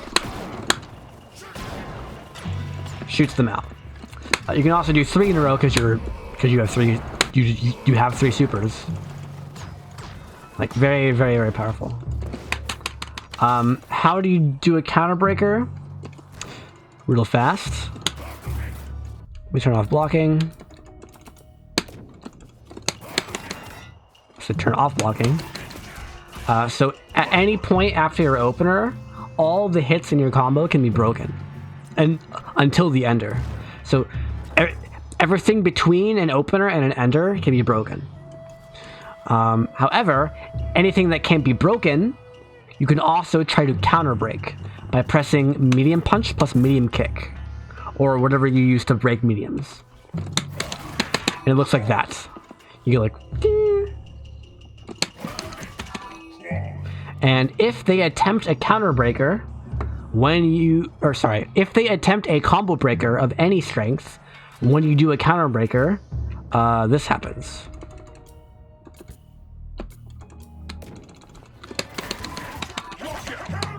And you get a free combo. Totally free combo. like at least 50% with no counterplay. That's just guaranteed because they're locked out for 4 seconds. The KV gauge resets. Yeah, they're in trouble. Huge damage. But if they don't try to do a counter or try to do a combo breaker, if they don't do a combo breaker, then you're gonna get punished. Even if you do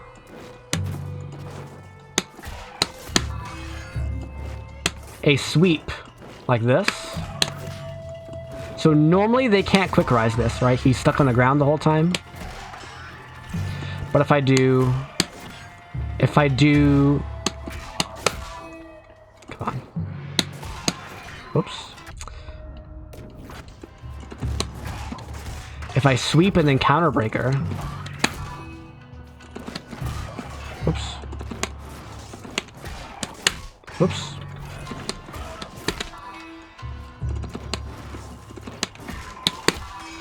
Then he gets up really fast. And he can still punish it. So they made sure that every time you do a counter breaker, you can get punished. This includes with juggles too. So let me do a juggle. Oh, come on.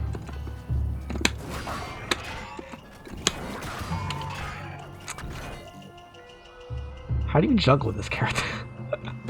I can just make him jump, I guess. Oops.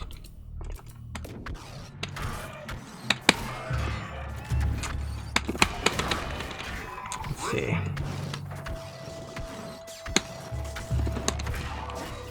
Wow, really? I don't let her do a juggle with this character, but even if you do a juggle, they'll flip out and land on their feet and they can still punish you. So that's a huge coin flip, basically. Is, will he try to break or will he not try to break? And if I guess right with the counter breaker, then I get a bunch of guaranteed damage. If I guess wrong with a counter breaker, then he gets to start doing a combo on me. If I don't counter breaker, then he might break my combo. Some things are breakable on a reaction. Other things are not breakable on reaction.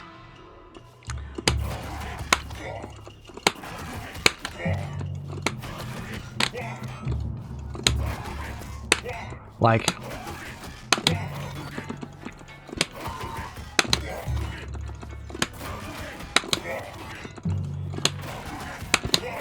come on, I'll do this. Or this. Like, if I do something like this, oops, you're not reacting to that. That is a one chance break. So if you're confused about what things are breakable, one, do the tutorial or watch my video from like 3 years ago. Or you can turn on display combo state all. And it'll say light attack, medium attack, opener, or whatever. Anything that shows that big box above their head, lights, is breakable. Mediums, breakable. Heavies, breakable. That includes doubles. So all of this is breakable. But that's not breakable because there's no box, it's an ender. So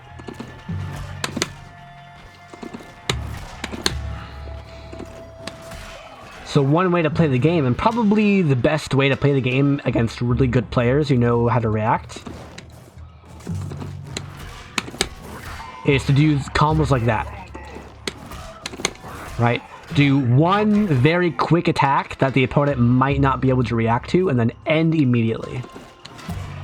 The other way to play the game is to actually, you know, mix up your combos, but then also occasionally do counter breakers to dissuade the opponent from breaking your combos on reaction.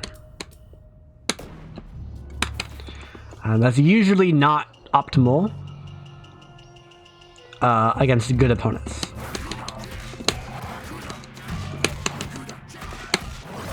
Like, doing stuff like that's usually not what you want to do. Am I going to start playing plus R again?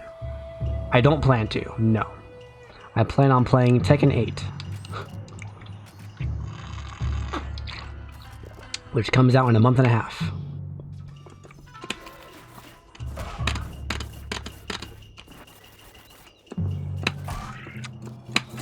It's Christmas time. Let's see. It's basically all for Omen except for Instinct. So in Instinct... Yeah. In Instinct, he has a couple of things going for him. So, first of all, his projectiles lock the opponent out of their meter. I'm against Fulgore, so it looks weird. But for every projectile I hit with, it locks him out of 4 pips. Against other characters, it locks him out of one full stock of super for like 5 seconds or like 5 to 10 seconds or something.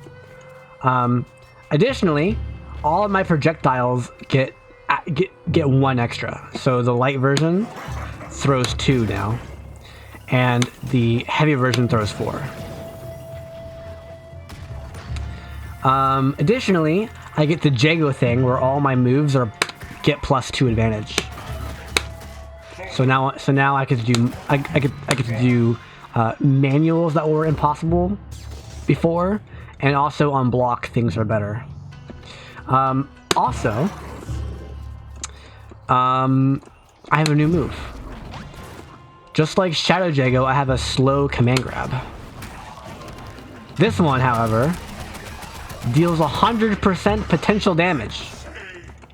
So now, if I ever land a hit ever, he's dead. He's freaking dead. However, keep in mind that if you have a lot of PD like this, it does regenerate at an accelerating rate. So if you manage to escape and not die, it goes slowly, and then it speeds up, then it speeds up again, then it speeds up again. It goes really, really fast. And now I don't have all that damage. Ready. So yeah. Yeah, that's Omen. Does he have something else with his dashes and Instinct? I don't think so. I think that's it. Yeah, that's it.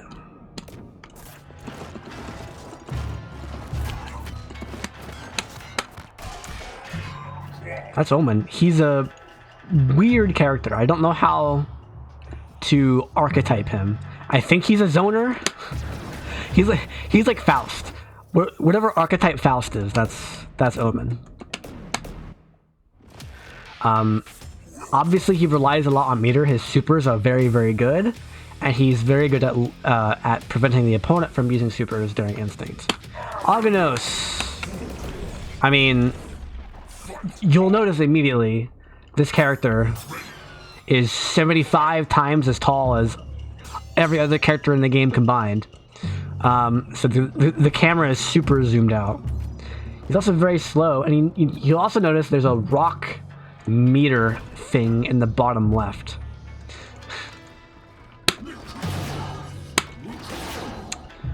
So you start with 2 rocks, and with no rocks you're kind of fast. You're still slow, especially your dashes.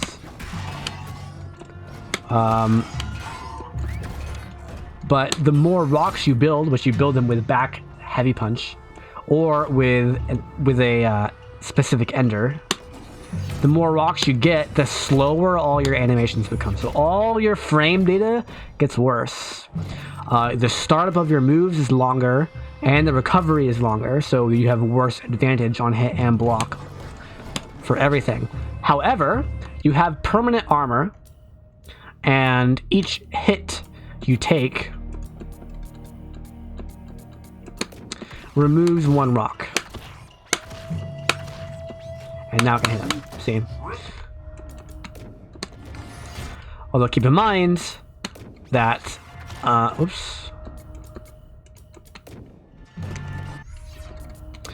that heavies still ignore armor. So I can still start a combo like this.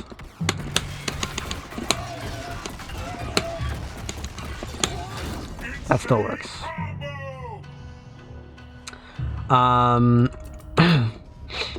But yeah, so usually you want to stick around 1, 2, maybe 3 rocks stored with Aganos. So what are the other things that you can do with rocks besides armor? Well, you have... How do you do that? You can place walls. There's a wall back there now. Or I can place a wall behind the opponent, and now he can't... Like, that's a real wall. He can't... It just stays there. I can also do one right behind me. Well, I think there might be like a distance thing. It's too close. Yeah, there we go. You're allowed to have walls a certain distance apart, but now neither character can go past these walls. So this is the whole length of the stage now. And I have a move, not that one, this one, that blows the opponent through walls.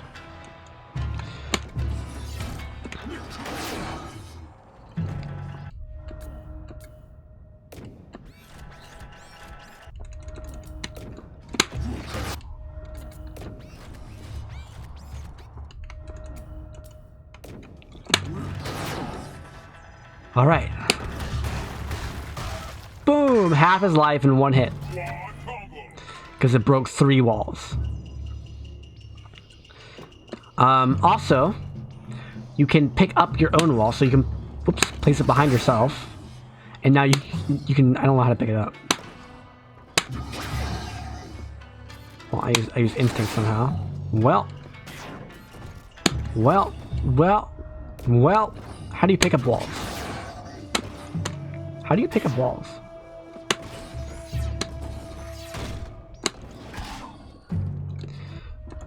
Command list.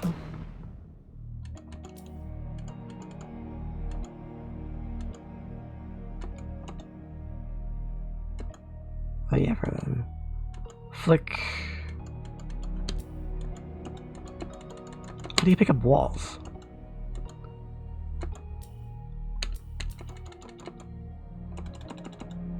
Hold on.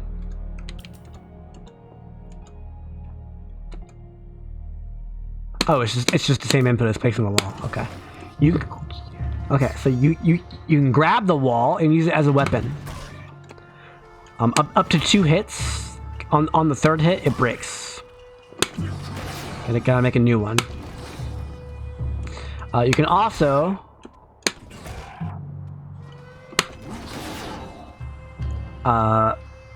convert it back into a wall, right? Or store it back as a chunk. Right. So, and that refreshes the durability. So you can do 2 hits, wall, pick it up again, 2 more hits. Wall, whoops, wall, pick it up again. And the heavy punch is an overhead. You have light. Let's refresh it. Yeah, very, very long range, obviously. Huge damage. And you can throw it. Like that. And that's most of the character. Excuse me.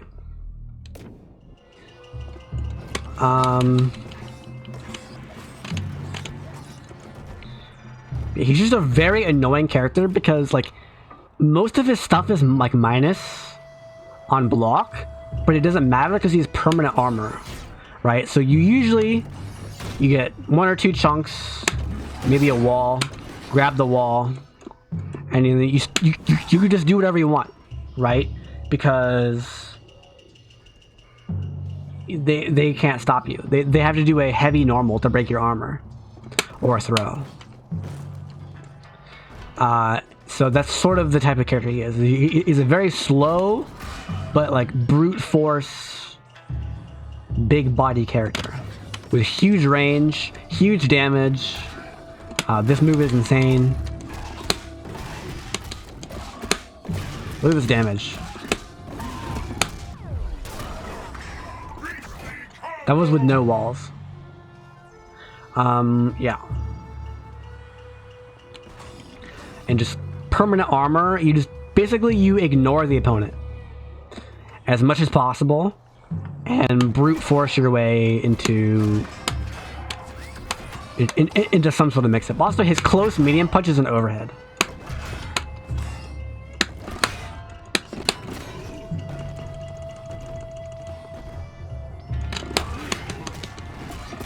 It's an overhead that can cancel into an opener. During Instinct, he gets permanent weapons, right? Right.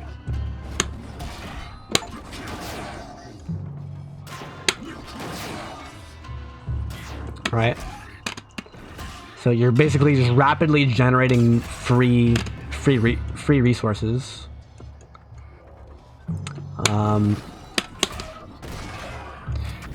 And yeah, just land one of these, they freaking die. Yeah, that's Aganos. Very, very weak character on purpose. Well, I wouldn't say very weak, but he's very annoying to play against, so they made him weak on purpose, like weaker than other characters. Zoners, certain zoners are really, really strong against him. Characters that are just in the air all the time, like Sadira, are really, really strong. He struggles. He's a very polarizing character. Hisako. 2 spooky, 5 me. So, try to imagine a character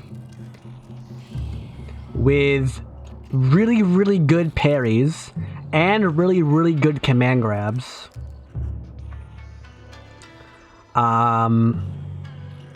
And just huge combo variety in terms of how you have to break it. So the first thing you'll notice is her walk speed is the lowest in the game, I think. But her dash speed is insane. Her back dash is okay, but her forward dash is ridiculous. And she has back heavy kick, which does that. Let me turn that off. Her jump's okay too. But the main gimmick with this character is her wrath meter, which is that green meter in the bottom left. While I have wrath, well, first of all, every attack she has, except for her normal throw and her light normals and her supers, consume wrath when you use them. Unless you have no wrath, obviously. But they still work. And then if you stand still for like 1 second, it'll refill rapidly. You can also crouch and walk. But if you dash, or if you jump, or if you attack, it doesn't build anymore. You can't do this anymore. It won't build. You have to stand still, or crouch, or walk.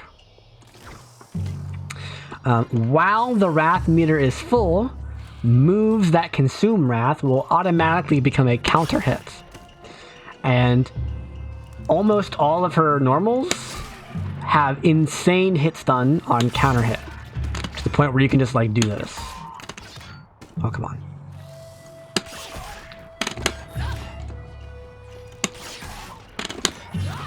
Too slow. Oh. Wow. Really heavy kick. Oh, come on. Too far. There we go. Like, literally dash in, get a combo. Yeah, very scary counter hits, but she only gets 1 attempt. If she misses or if you block it, then she doesn't have full wrath anymore, and she doesn't get the counter hit. Excuse me. She also has parries. So 3 punch and 3 kick are parries. The high parry will parry all highs and mids, and the low parry will parry all lows. She cannot parry projectiles, I think.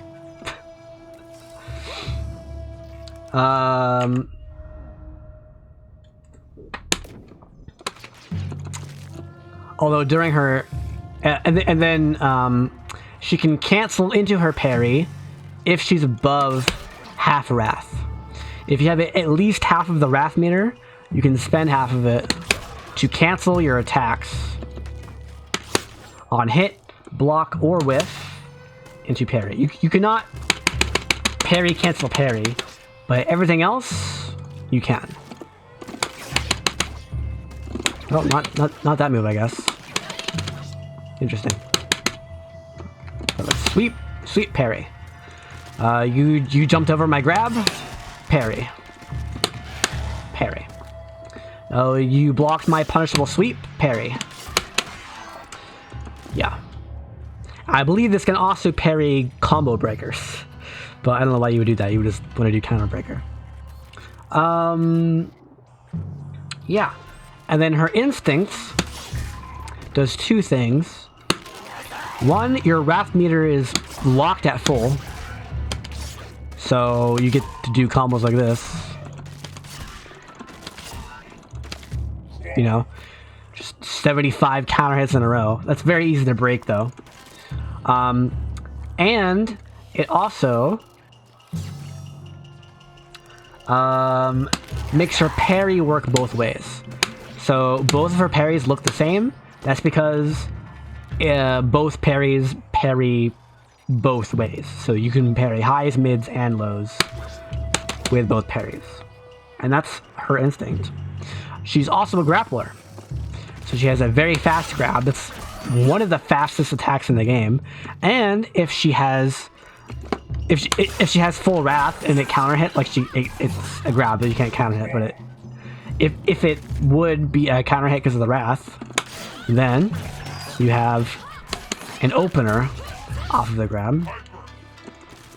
She has the long range command grab, which sucks you in and does a really hard knockdown, or a really long hard knockdown.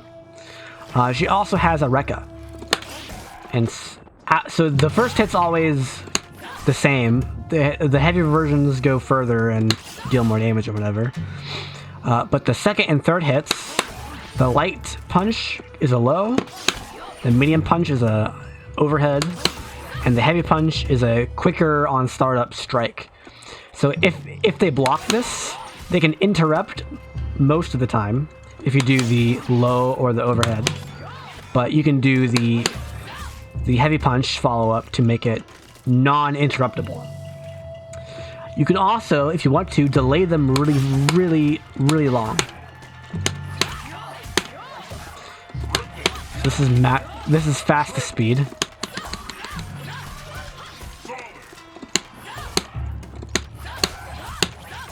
Huge delay.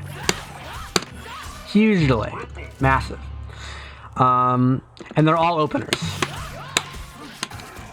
Right. Yeah. And she can do it in the air. If you're at full wrath, or let's see. If it counter hits, then you get a combo. It'll also recapture if they're in the air. So you always get a combo. If you're not full wrath, it's a knockdown. Oh, come on. It's a knockdown. But here's the thing. Here's the thing. You can cross up with it.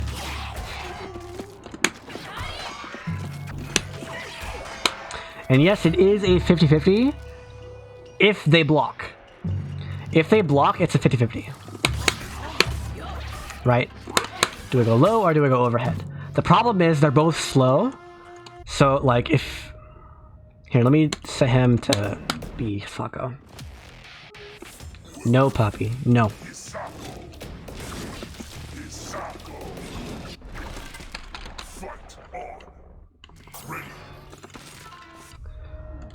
Okay. Oops. Record. That's...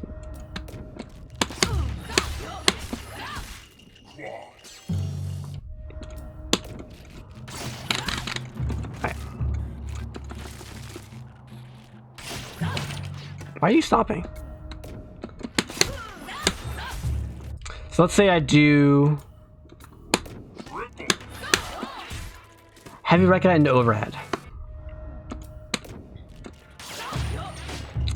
I could block overhead,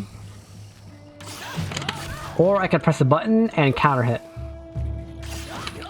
Right? There's a huge gap in here. I can even press heavy kick, and it still works. Big combo, big counter hit. That's the problem. So it's not actually a true 50-50. Because, yeah, you have... If you block, you have to guess between blocking high or blocking low. Unless you have, like, a character with a move that blocks both ways. Such as her in Instinct. This will beat both, right? But just by default, yeah. If you block, then you have to guess between the two. But you can interrupt it beforehand. So it's actually a 2 in 3 guess. If you mash, it will beat the low and the overhead. If you block high, it will beat the overhead and the high. If you block low, it will beat the low and the high, but it'll lose to the overhead. So you have a 2 in 3 chance of surviving. So it's definitely not in Hisako's favor to go for this. Also, if you have a DP, it's just guaranteed. You just shuriken it. Yeah. Let's see. Did I talk about everything? I think I did. This is a cross up. Yeah, very powerful. Yeah, that's all the important stuff with Hisako. She's a grappler with parries. These are very good parries, even outside of Instinct. You basically, but on defense, you sort of have to guess between high and low, because the low parry only parries lows. It does not parry like jabs. Like this is a high. It won't parry this. You have to do the high parry. Yeah. But like if you ever like do a command grab and they jump it, you can just parry. Parry their jump in.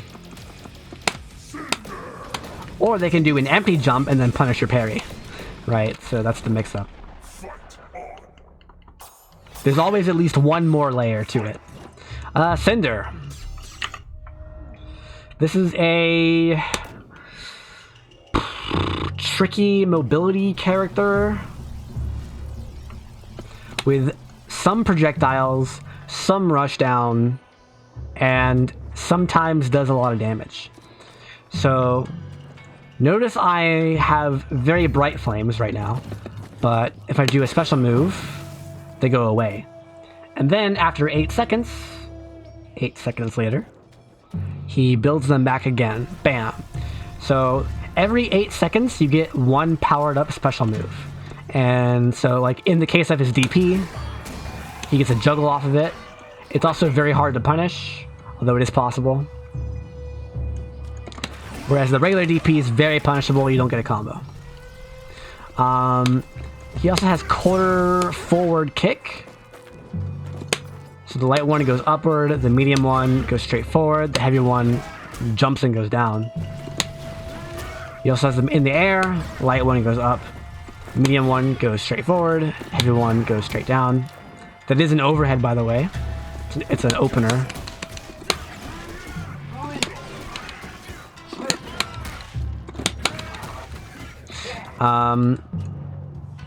And he can chain them together. And after the first one, you can even go backwards or like straight up or whatever, right? And then you get like a jump in, like yeah, very tricky mobility. It's like that one move from Wolverine in Marvel vs. Capcom. Drill Claw, I think. Or Storm's move. He also has This move. Plus on block move for pressure. It's kind of bad though. The main thing you use it for is the super. It's a lot faster, and you're still like plus. I guess there's bombs. So the different versions throw bombs in different trajectories, and I can press all 3 punches to explode them. And the thing about these bombs is they stick to you even if you block them. So block all, he's blocking. They still stick to you, and I can still get frame advantage that way. I can also use them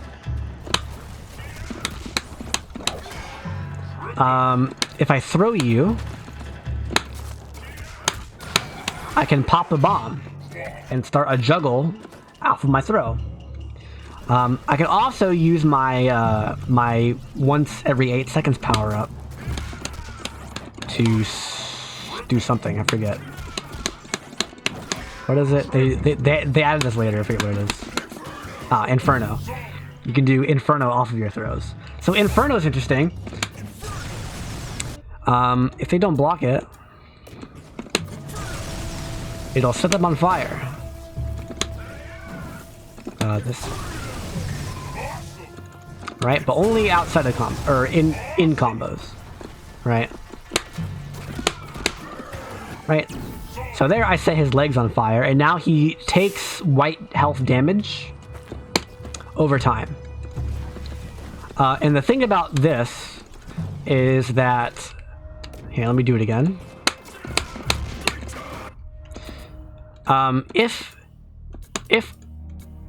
Not that. If I use kicks, the flames grow, and it just keeps growing, right? So I basically can't use kicks now. If I use kicks, the flames spread and the duration increases. And I'll eventually just freaking die.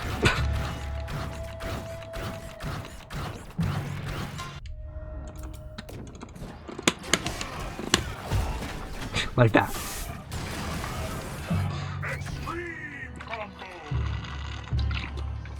So you're basically locked out of using your kick moves for a couple of seconds. This is also used as an ender. Inferno. And if you do punches instead of kicks, it'll light their arms on fire. So now their punches will increase the potential damage, and they're basically locked out of using punches. They have to use kicks. Or you can do both.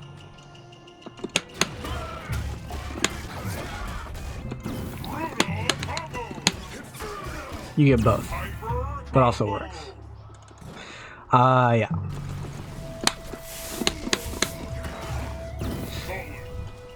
What else?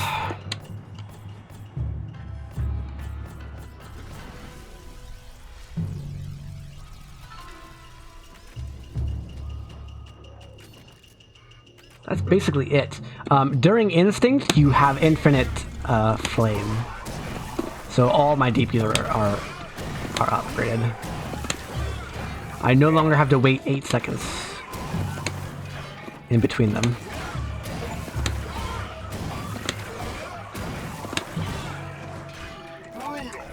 I don't think it does anything else. Yeah, that's it. That's all it does. Yeah, this character's pretty weak, honestly.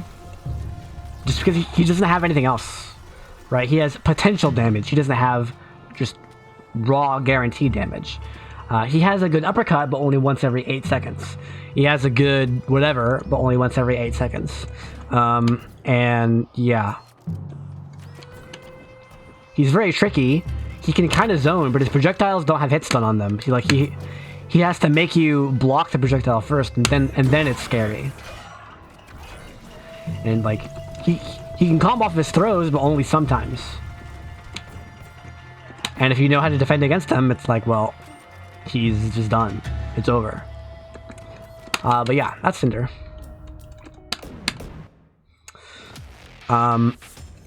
He used to be very strong because he had some unbreakable combos. But again, they patched that.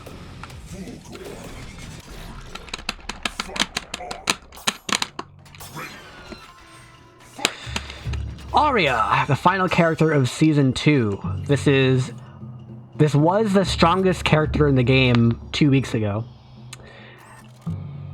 As she was for 5 years.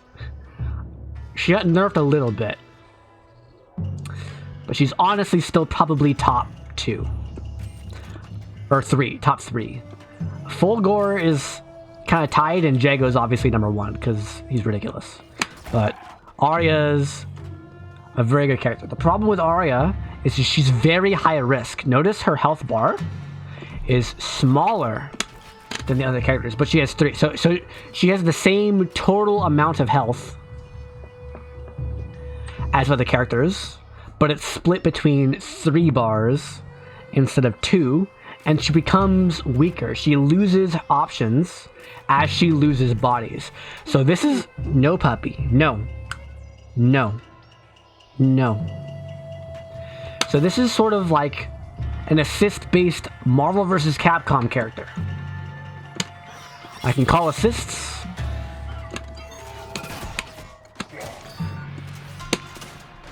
They can hit my assists, and if you hit the drone while it's out, it takes more than double damage. So be very careful with that. Or I can tag out, and now I'm playing a different character. Okay. Let's go over all her moves. All her kicks are the same between the 3 bodies, and this move in particular is absurd. So this is the wing body. You can see, like, up by her health bar, it shows icons, or you can just look at the character herself. She's got wings. I can fly, and if I cross over the opponent, it does indeed turn around. So if I call an assist, like this assist, and then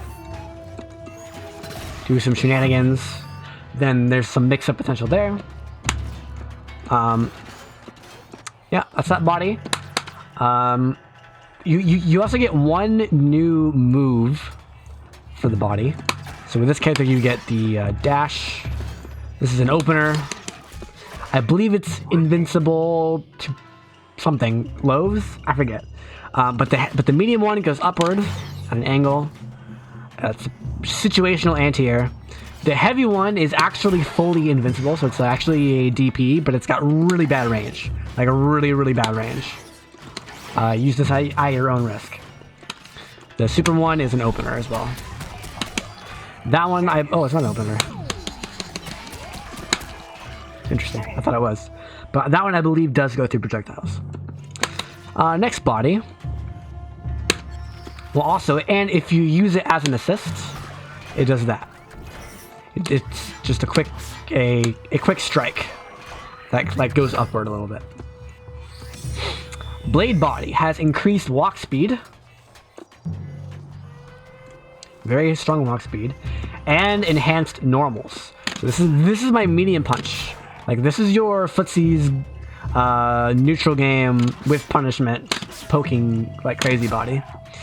You also have an overhead. Whoops. Overhead, which you can't. Oh, you can't cancel it actually. You can cancel it. Or you can use an assist to cover yourself.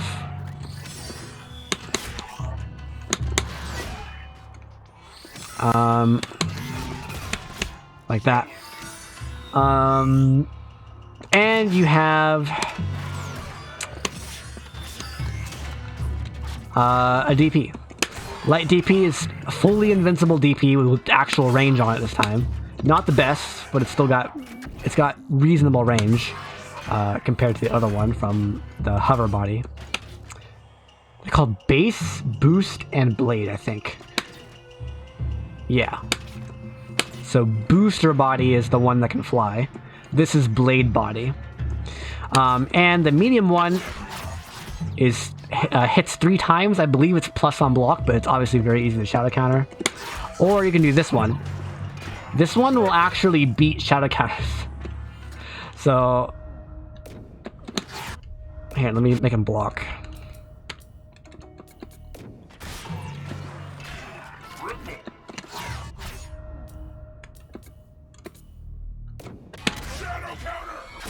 Oh, yeah, see? He doesn't get a combo off of that shadow counter anymore. So that's one thing that you can do. Stop blocking. It's also a juggle starter, because why not? This one's not, unless you instinct cancel it. Actually, yeah, you can. Yeah, that works. Right. That's it for Blade Body. If I switch to the last body and use it as an assist, it does that. That is actually invincible on startup. You have to wait for it to finish its attack and then punish it after it's recovered. Yeah. Now we have base body. This body has fast dashes, right? So booster body could fly. Blade body has fast walk speed, and base body has fast dashes. It also can now throw projectiles. This one. That does hit low, I think.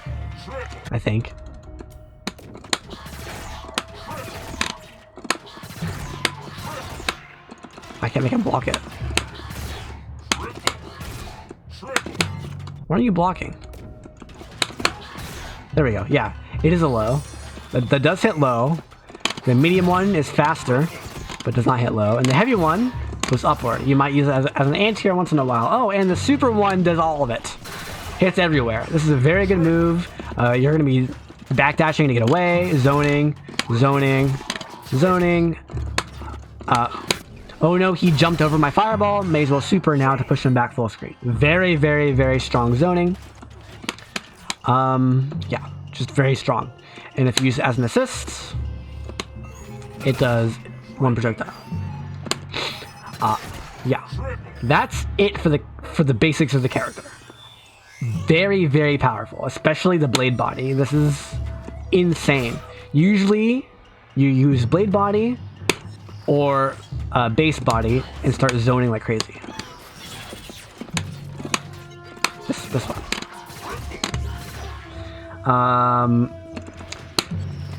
Boost body I don't see used very often. Although, I mean, different players will use different bodies more or less often. But here's the problem. This is why this character is kind of risky.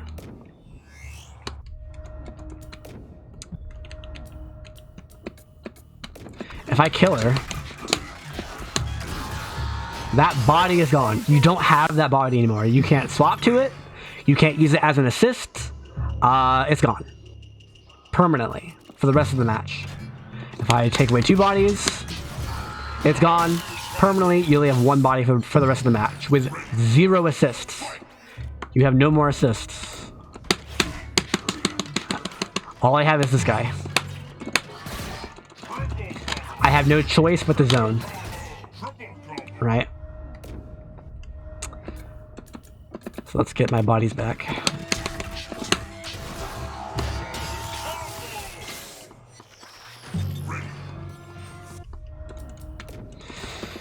Right, so this character actually gets weaker as the match progresses because you're going to lose bodies. But a seasoned ARIA player will be able to make sure that she loses her bodies equally, right? So like, if you lose 1 body completely, but your other 2 bodies are still full life, that's not good. Because you can't use that body anymore.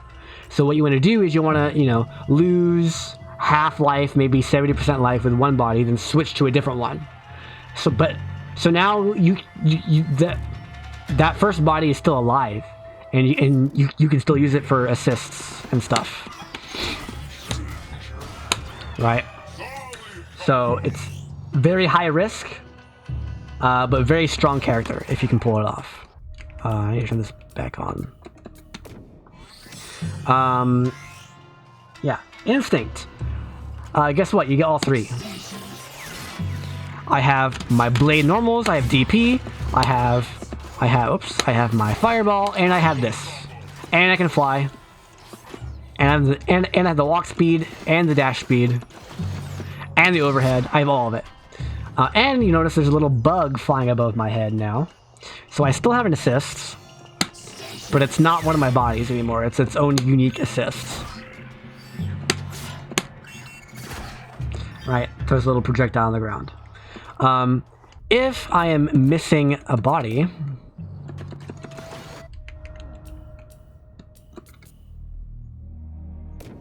Let me wait for instinct to run out. This is kind of weird if you use instinct.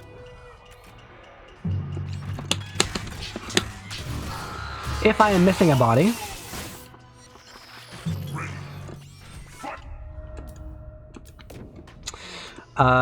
then I activate instinct. I still don't have that body, right? So I have DP and I have fireball, but I don't have the fly. I can't fly anymore. Right. And likewise, if I'm missing blade body, I don't have the walk speed anymore, and if I'm missing base body, I don't have the projectiles anymore, or the dashes. But I get an extra drone up there, right? Right, I get drones. Now I can do 2 of them at once, like that. See? And if I'm missing 2 bodies, then I get 3 drones, and I get 3 of them. Now, what happens if you take damage while on instinct? Because does it hit all 3? What happens? Well, I only have 2 right now, but...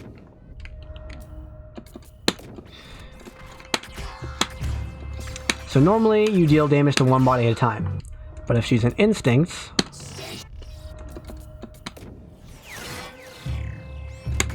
The damage is split between all alive bodies, but here's the catch. Bodies don't die. Right? So the damage is still being split. Right? See how that did like twice as much damage? So all of the damage taken is split evenly among the 3 bodies while you're in instinct. But if one of your bodies is at 1 HP, they won't die. They'll just soak up all that damage. And so effectively you have a defense boost while in instinct, because all damage is reduced by, you know, up to 2/3. You're taking 1/3 damage from everything if you have 2 bodies at 1 HP. Yeah, very, very, very powerful instinct. Very powerful instinct. That's ARIA. Again, this move is insane. Just do this all day. And you'll probably win and play footsies with this. Very, very strong character. That's it for season 2. Now we're moving on to season 3 with Kilgore. Kilgore is very different from Fulgore. Look at that walk speed. Oh, it's about the same. I think it's slightly slower than Fulgore.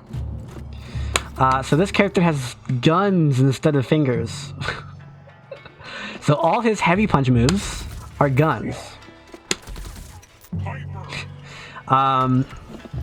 His dashes are very good. His jump's very floaty. Well, not floaty, but it goes very high. And his heavy kick, his jumping heavy kick. Alright, I thought it used to do that. Maybe not anymore. But anyway, the main gimmick with this character is he has jumping heavy punch, standing heavy punch, crouching heavy punch are all gunshots. I also have back heavy punch, which is this guy. And notice my guns turn red as I use them. And with each successive hit or use, they get hotter and hotter and hotter, and they get more bullets. And the number of bullets also increases the number of hits, so damage dealt, and the frame advantage. So that hit 4 times, 6 times, 8 times, 10 times, then finally 12 times. And so with each level you gain, you get 1 extra bullet per hand. So if I do this move, for example, that's 2 hits, 3 hits, 4 hits, 5 hits, and finally 6 hits. Yeah. While you're overheated, bad things happen, but also good things happen. Let's start with the bad things. So this is what it normally looks like. This goes forever. This is full range. Huge damage. But now that I'm overheated, they have no range. Right? But they have the extra explosion on the end, and that will catch the enemy on fire and deal extra white life damage over time. Right? If you're in Instinct, you get the benefits of both. So you have the range and the potential damage burn of the 2 versions. Yeah, huge. Very, very powerful. Alright.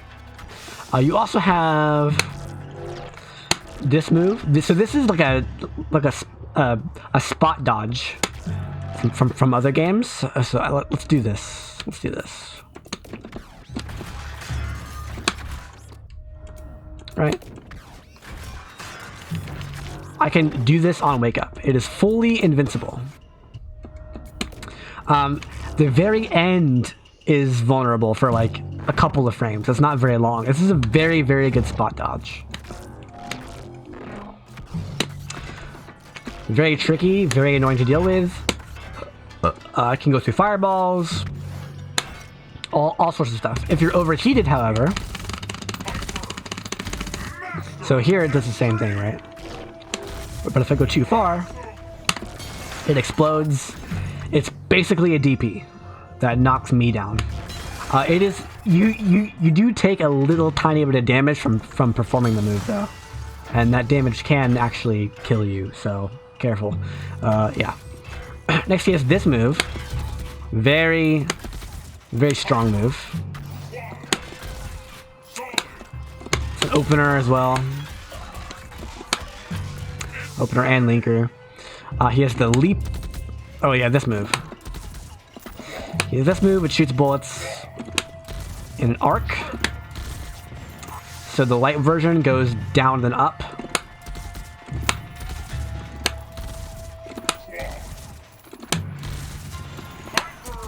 Like that. The medium version goes forward and then up.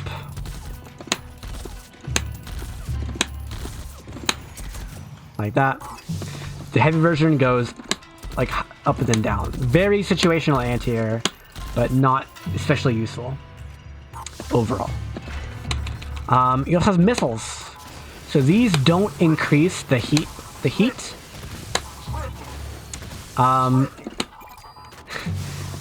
The light version just, you know, shoots missiles. Like that. The medium version, you can hold the button down and aim it. And they'll go there and then explode. The heavy version starts in between you and the opponent and they go up. And then come crashing down. Just like the teleport though, if you're already overheated, then they don't have any range. They explode while they're traveling.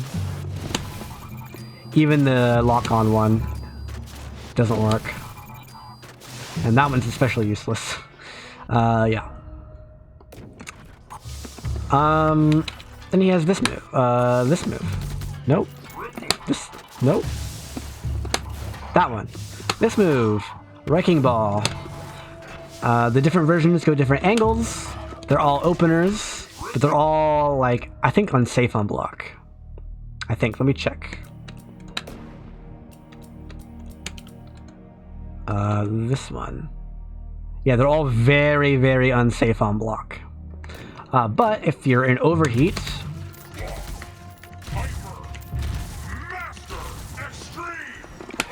then it freaking explodes. And they get staggered, and you can, like, grab them. Come on. Grab them for a combo. And the Shadow version always staggers. So I can do a... Oh, come on. It's too slow to combo. But it always staggers. You can do... Also, this is controllable, by the way. You can hold left to go far left, hold right to go far to the right. You can hold right and then left to like stop moving. This can cross up as well for a combo, of course, because why wouldn't it be able to? And there you can throw for a combo. And you can do some crazy wiggles. And yeah, you have really good control over Kilgore during this move. Very powerful move. I believe that one's also unsafe on block. Staggers opponent, it doesn't say. I can't tell. Block all. Yeah, still very unsafe on block, so be very careful. You can sort of brute force a mix-up, like a left-right mix-up by doing that, but it's very risky. So the way this character ends up playing is you start zoning like this, right? Like while you have bullets, but then as soon as you run out of heat, you have no choice but to go in. And you can do this move to go in pretty easily. It's mostly safe. So it's a lot safer. Right.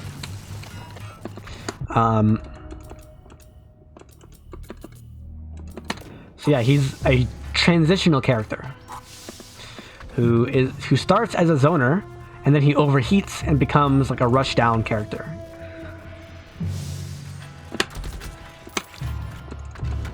Ugh. Yeah, that's Kilgore. He has other stuff too that you can see in his move list, but I won't go over that right now. Kim Woo.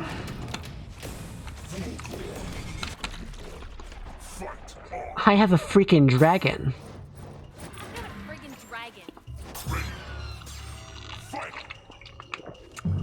First of all, insanely high walk speed.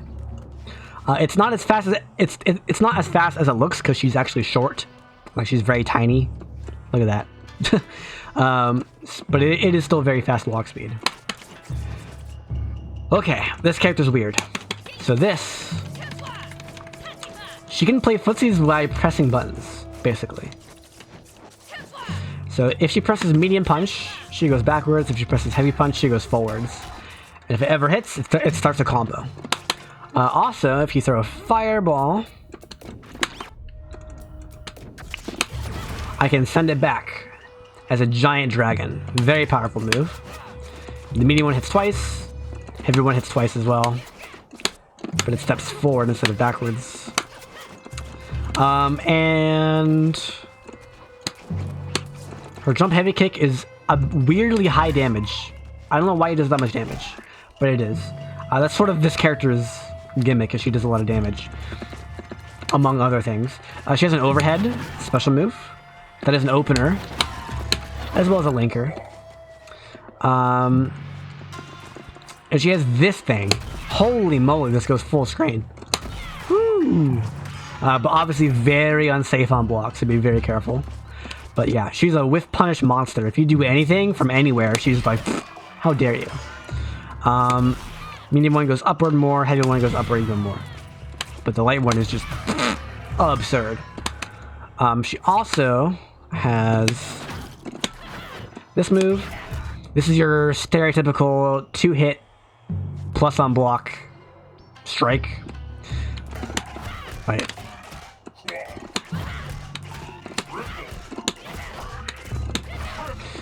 So yeah, shadow counter that whenever you see it.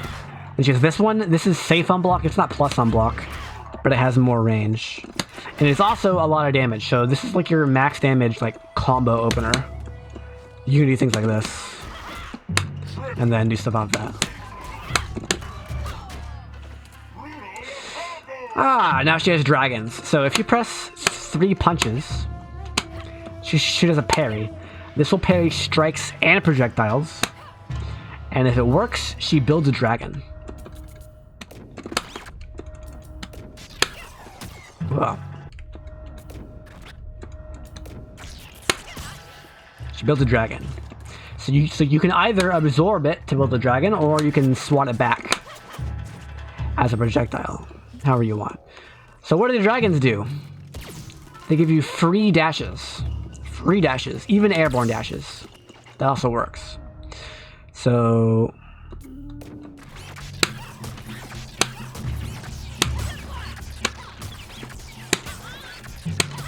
okay. And you can cancel into these dashes from almost any attack. This move, which is like very, very minus on block, just dash cancel it.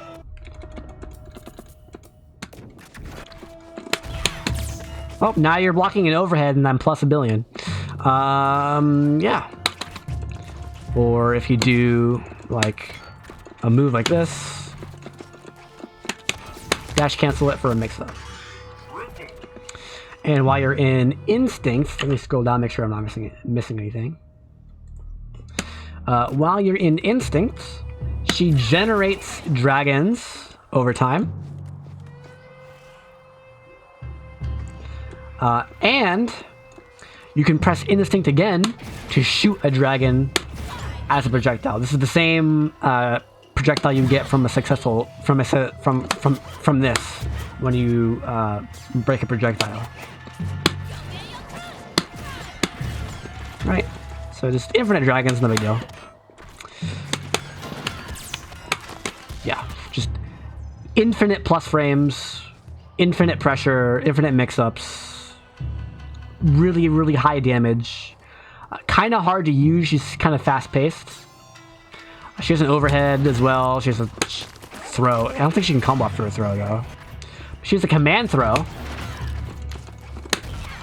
forget how to do it. This one. And that opens a combo. But it's not a command throw, actually. It's a regular throw, so they can break it. They can tech out of the throw. It also works, I believe, in combos.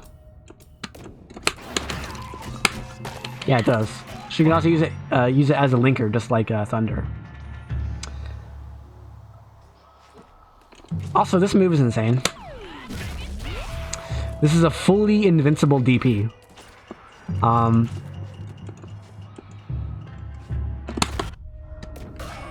And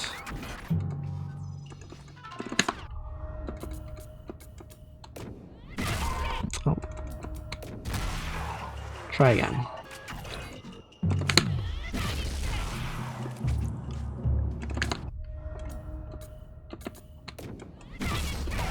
And the second hit does 40% of your life if you get hit by it. So don't get hit by that. Although by itself it doesn't do that much damage. It only does that much damage if you don't get hit by the first hit, but you do get hit by the second hit. And if it's a counter hit, it's even more. So don't get counter hit by that for sure. What else? This move. This move. That's it. I mean, that alone is insane. Just infinite plus frames. The character. That's Kemu.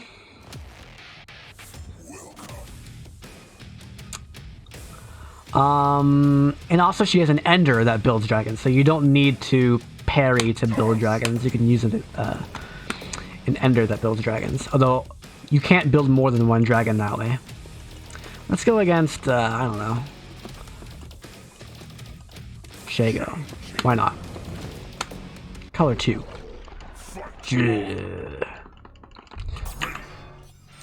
Alright, Tusk. Stand heavy punch. Next character. Okay, no, so Tusk is weird. So all his medium punch and heavy punch normals, you see how they flash like that? They flash white. That is like a deflect window. if your opponent attacks you during that time, they'll get reflected back and they'll get staggered, and the hit will be guaranteed. So let me try to set this up here. It's very tight. The windows on these range from like 3 to 9 frames, I think. Let's do it like this.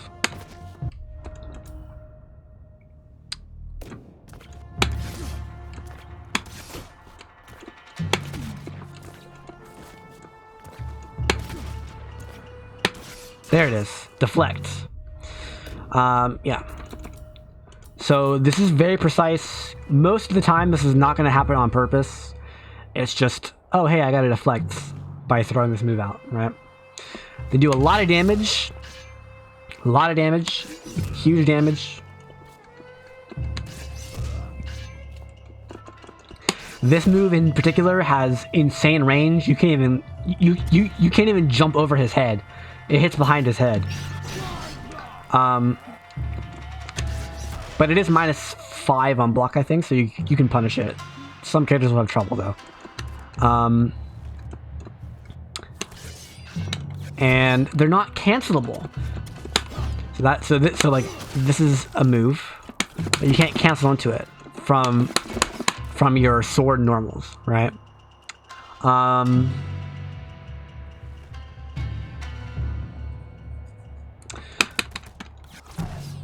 So yeah. You also have this move. This move is insane. Like, how do you freaking give this? That is ridiculous. It's redonkulous. Also, if you knock them down, you can do an extra hit. Although that's breakable. That's a heavy break every time. I think it's command dash. So if you press light punch or light kick, gets a shoulder tackle. This is a pretty safe opener. So you can do things like this. It's also very fast. It's your fastest option. Or you can let it go and then throw. Medium is a low.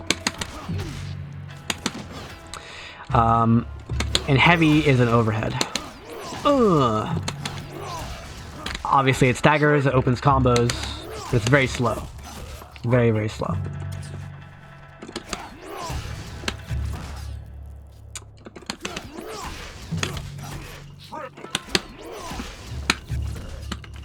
You can do all sorts of stuff. Huge stagger windows on all your moves.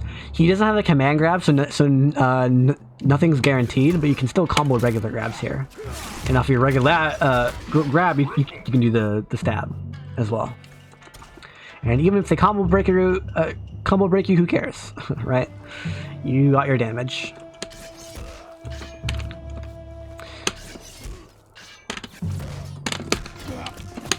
Yeah, absurd. Absurd the types of openers that you can do with this character.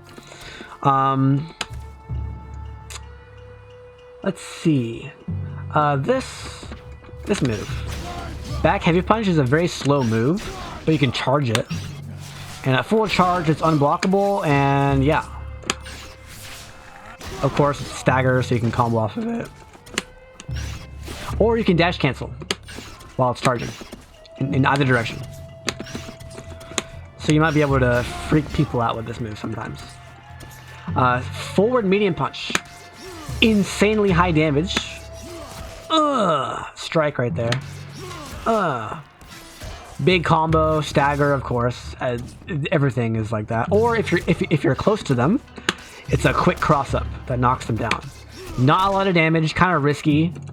Just something that you can do now and then to annoy the opponent and get a mix-up. Very basic character if you stop there. The problem is he has instincts. So in instincts, all your sword normals are now cancelable, right? And your specials also cancel.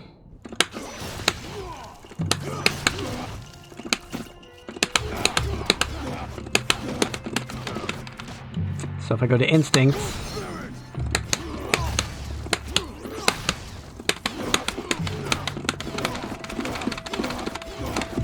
but notice my instinct goes down by a couple seconds every time I do a cancel.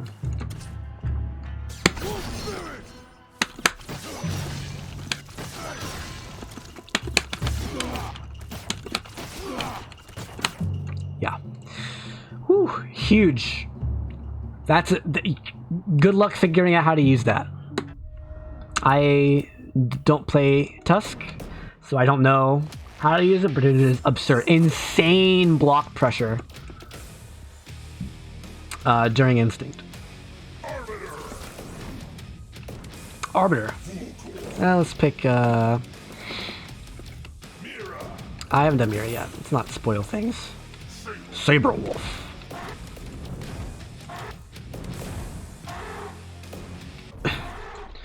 Alright, straight out of Halo, we have Arbiter. Huge dude. Huge dude. So he actually walks faster than it looks. This is your ultimate resource management character. So notice in the bottom left we have 3 grenades and 18 bullets. So all of my heavy kick moves use bullets, right? And I can do 1 bullet. Stop blocking. I can do 1 bullet, or 2 bullets, or 3 bullets. Now that I'm out of bullets, my heavy kicks become punches. Or become command normals, actually. Right. So let me restart. Get my bullets back. You have forward heavy kick, which is an overhead that cancels, of course, because every character needs one of those, except for Sadira. Sag. But if I run out of bullets, my standing heavy kick just becomes forward heavy kick. See? Like that. You also have grenades. So if I press punch, punch, punch, I get a grenade that explodes over time. It sticks to the opponent. I can also hold left to make it like fly upward, or hold right to make it go further. I can also do down plus 3 punches, and this is my DP. It's, I believe, 0 on hit, so don't do that. If they block it, you're dead. So don't use it too often. It also does damage you. It does deal damage to Arbiter, although that there's a way to bypass that, which I'll get into later. Yeah. So your throws can be cancelled by spending grenades, or I don't think you can combo off the grenade toss though, or bullets, like that.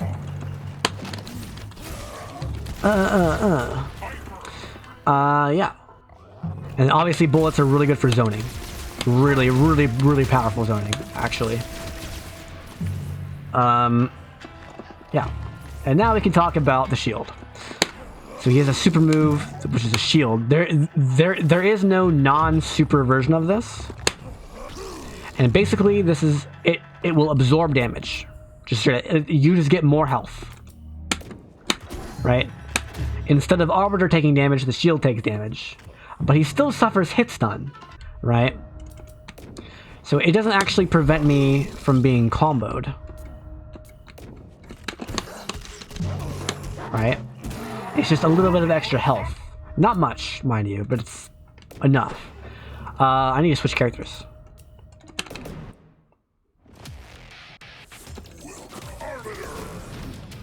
Let's pick Jago.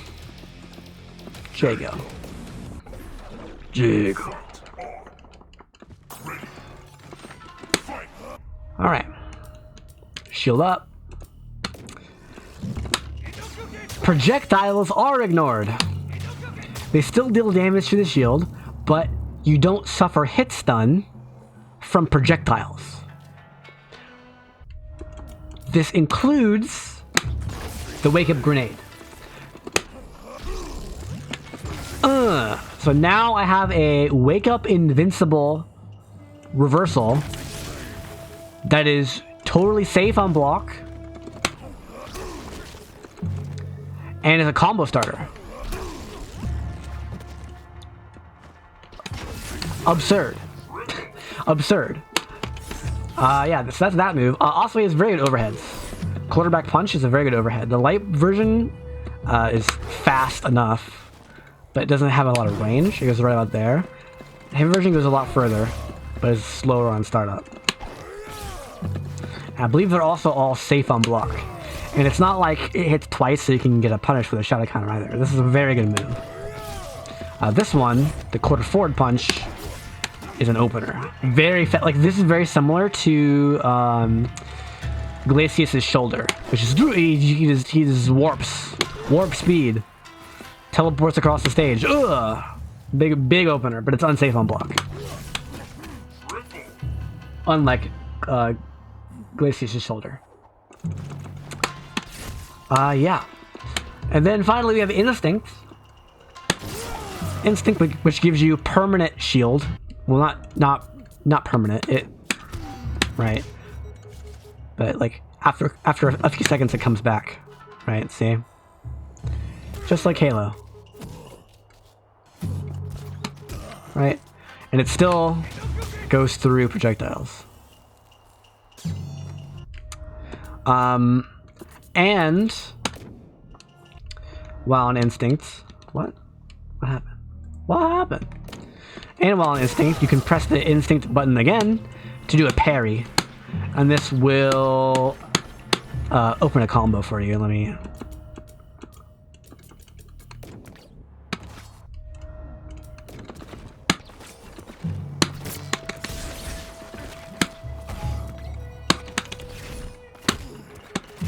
I need Instinct again.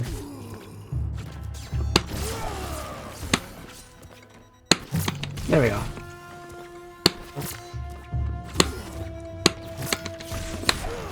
Opener. Okay, and that's it for Arbiter. I mean, this is the main thing you're looking to do most of the time. But the thing is, there's no way to reload your bullets. So you really have to make sure you're careful. Grenades will regenerate over time. See the icon slowly going up? Your grenades will refill over time, but your bullets do not. Even if you Instinct, you're out. You're out. You're out of bullets. No more gun. Yeah. That's Arbiter. Shoot bullets like crazy. Almost done. We only have 7 characters left. Now we have the frog. The frog. Straight out of Battletoads. Okay, first of all, really fast block speed. Not the best, but not the slowest either. Insane heavy kicks. Insane. These moves are ridiculous. Insane. Insane combo damage using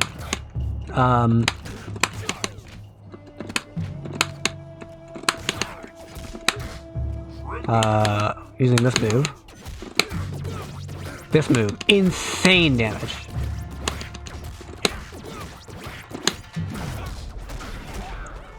Insane damage. Absurd. Very high damage.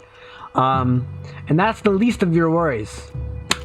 This is one of your biggest worries, is he can just come in whenever he wants with a jump attack. Whenever he wants. Free frame advantage unless you DPM.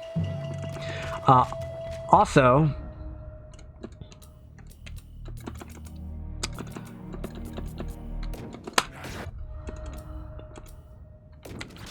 it destroys projectiles. Because why not? Also, he eats the projectile and gets some shadow meter from it, because why not? And he can go in any direction, so he can be, you know, in your face or full screen in the matter of no time at all. Whenever he wants. And guess what? It's a special, so we can cancel onto it.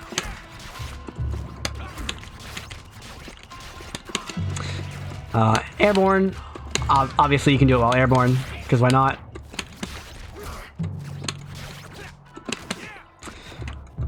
You can go down. Go diagonal, cross up, whatever you want. And that's still not the most of your worries. This is the most of your worries. This is an armored wall splat combo starter that goes full screen, armored. Very active move, very hard to deal with, and it's safe-ish on block, kind of. Thankfully, they nerfed it in the most recent patch, so it's not that bad, but it's still pretty bad. So on block,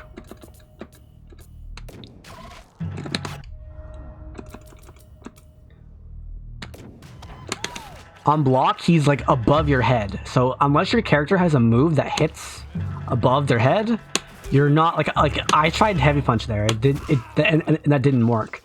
But it's very hard to punish this. Jago will obviously have a very easy time just doing Shoryuken, but some characters just cannot punish this. It's very hard. And guess what? It's plus on block if you don't punish it, because you can do this. Free jumping. Also a cross up. Also, he has another one of those warp across the stage with an opener type moves, because why not? He also has this move, which is dash cancelable for some reason. Because why wouldn't it be? Also, he can move wherever he wants with his throw. He can walk any direction he wants and throw you that direction. What else does this character freaking do? He has built-in auto combos, so if I just mash light punch a bunch, I get a full combo. Right. Yeah. Oh, also he has the air one. So the main nerf they did was they made the air one not have armor. Also, it has reduced priority. So it counts as a jumping heavy attack instead of a jumping special attack, which means that it loses to heavy normals on the ground. So crouch heavy punch, for example, with most characters will actually beat the jumping wrecking ball. Yeah. One of them doesn't have. Wait, which one doesn't have armor? Let me.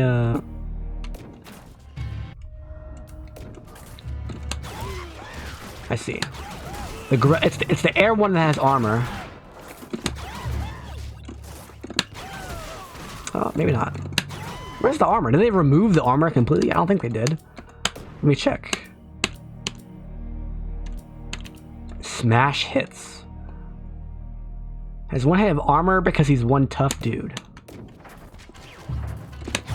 Oh, I'm doing a heavy kick, obviously.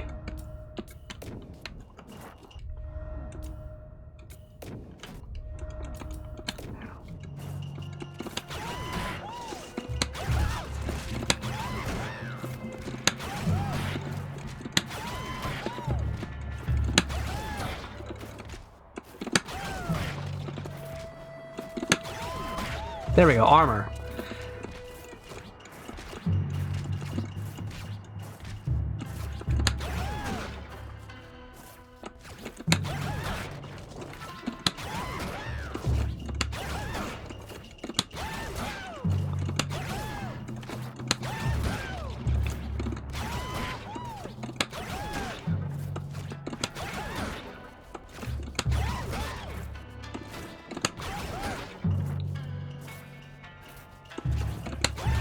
There we go, armor on both of them. Okay, cool. So both have armor.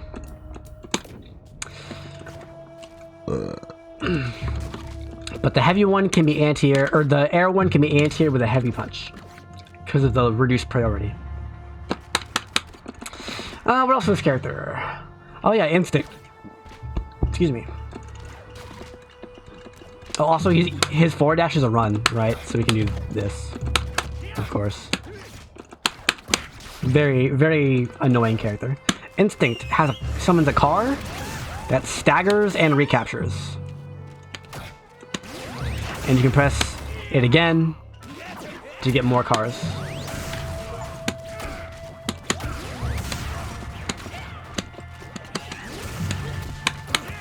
Because why not?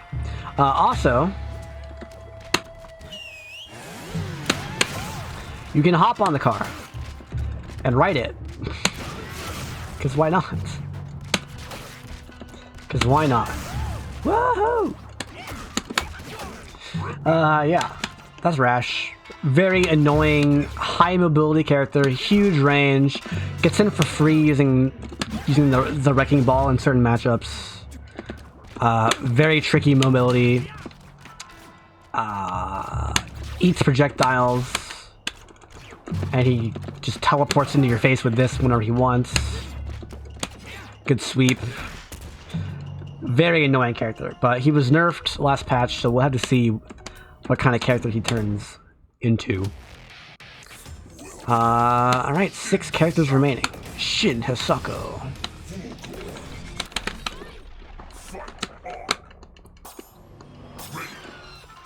So unlike Hisako, Shin Hisako actually has walk speed. She can also wall jump. Oh, Hisako can also wall jump, by the way, but Shin Hisako can wall jump as well. Same if the opponent is cornered, you can wall jump. But she can't forward dash. She can back dash, it's pretty good, but her forward dash is this. And she can come down with a normal. And it's very slow, very telegraphed, very easy to just anti-air whenever you want. So she can't really forward dash. But she makes up for it with the forward walk speed. She's a lot faster than Hisako. Her DP is... I don't even know how to do it.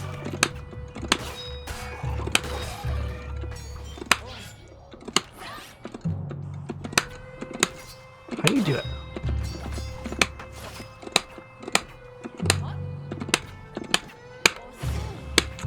There's the orb. I guess we're talking about the orb. So we have orb, and you have forward plus orb. It'll slowly travel across the stage. And now, whenever I forward dash, it goes to the orb. So I can forward dash to the orb. If I wait for it to travel some distance... Why didn't you go forward? Forward dash, I'm behind you now. Right. Additionally, if you throw the opponent, the orb is attached to them. So if they try to move, it'll follow them. And no matter where they go, I can forward dash to the orb and get a mix up that way. Very tricky stuff. You can also attack the orb and it'll do a projectile. And different attacks will send the projectile going at different angles and speeds.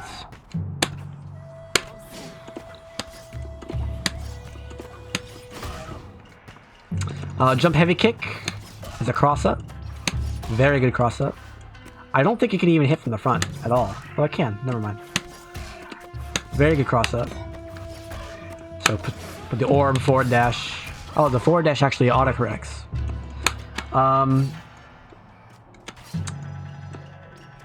And also, certain attacks will just automatically consume the orb to be more powerful. This one maybe? Yeah, that one. So this is quarterback heavy punch.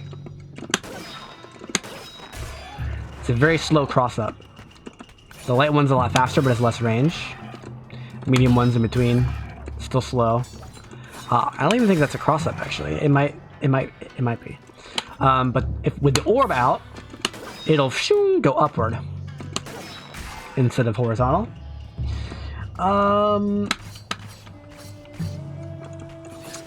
And also, her instinct is kind of funny. So it spawns these hands. This is an unblockable projectile that tracks the opponent. So if I avoid it, And if it hits you, you get this huge animation, lots of damage, etc. But during Instinct, you can press Instinct again to resummon it. So if it hits, Instinct ends, right? But if they somehow like avoid it and it's really far away, you can just press the buttons again and do it that way. Reset the position. And that's it. That's all her instinct does. Her instinct does nothing to her orbs or anything else. It's a very weird character. She just has this. That's not an overhead. She can't do it in the air like Hisako can. And yeah, it's just... She has Rekkas, but there's no mix-up here anymore. All the Rekkas are high. She has no low or overhead Rekkas. She's a lot simpler. She's a very straightforward character until you have an orb out, and then she becomes a little bit weirder because you get projectiles and stuff. I honestly don't know anything else about how to play the character or like what type of archetype she is. I mean, she's a set the orb character and then do a move with a projectile character, I think. But she's not very popular. So, Mira. Mira is another high risk, high damage character like ARIA. But that's really all she gets is damage. ARIA gets like flight and really good zoning and assists and a DP. She doesn't have it. Mira has none of that. She just has damage. So this is Mira's damage.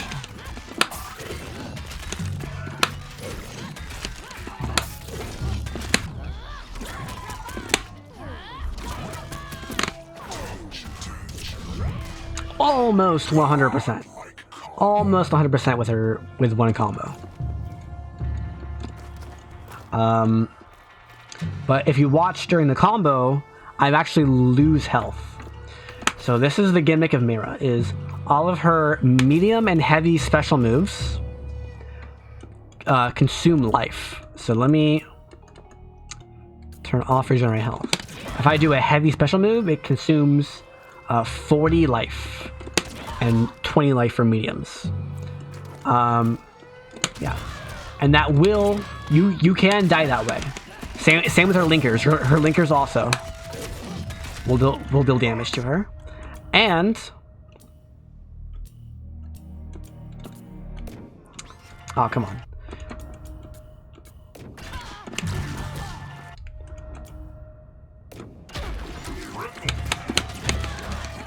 So let me deal damage.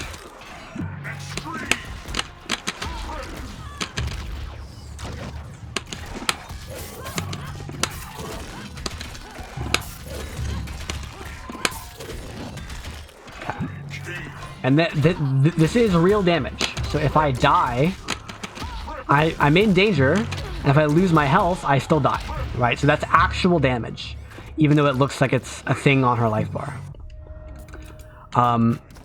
But she can heal it back by sacrificing damage. So she gets more damage by spending the meter, or by spending the HP, or she can sacrifice damage to build it back.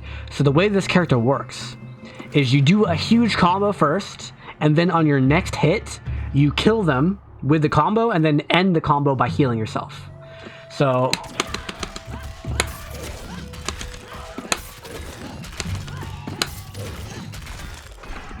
right? So she has a command grab that heals. It's a very short range. Bam. And it heals a huge chunk of her life. It's not a total heal. Like if they hit you, you can't heal that back. But any damage that she does to herself, you can heal back.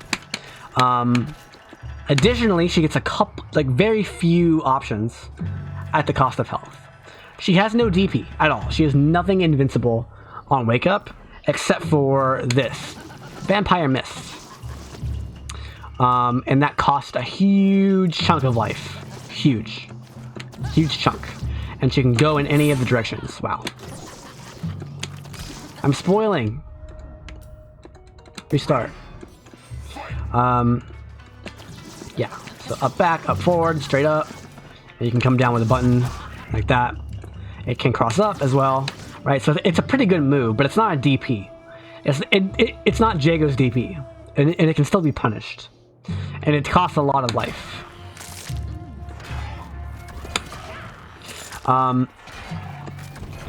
She also has an air dash that costs a little bit of life, just a small bit, just a tiny bit. But honestly, her jump attacks aren't good enough to warrant it. Like, she's not Omen. She doesn't have like Omen heavy punch, and she's not Sadira. It's just not that good. One of her strongest things is this move. It's a very slow projectile, but you can't jump over this. If you jump over it, you're just gonna get hit by it. So this is a very good move. The medium one costs some life because it's a medium, and the bats will track the opponent and go in a straight line toward them. The heavy one has homing bats, so they travel slower and they'll actually like actively track the opponent while they're traveling. But obviously they cost more health to use. Then she has drill. Light drill. Oh, let me turn back on life regeneration. So light drill, they're all lows, I think. Light drill is unsafe on block, but it costs no life. They're all also openers. They're all unsafe on, well, they're all low openers. The medium version is safe on block, but costs some life. And the heavy version costs more life, but it's plus on block. Also, it doesn't cross up. The medium one crosses up. Light one does not cross up. Only the medium one. Same is true of the linker, oddly. If I do a medium... If I do... wait, I thought it was. Maybe not. Maybe I'm just... I'm very certain I've used that as a linker before, and it has crossed up before, but apparently not anymore. Anyway. Yeah, this sounds good, but plus frames is kind of pointless. Because she doesn't have an overhead. She doesn't have combo off her throw. She has no command throw. Well, she has this as a command throw, right? But like, you're spending life to get plus frames, and then you get a command grab that heals the life and does no damage. Like that doesn't make sense. And so yeah, you basically never use this. It's kind of pointless. Maybe a good player can prove me wrong, but plus frames with this character is not very scary.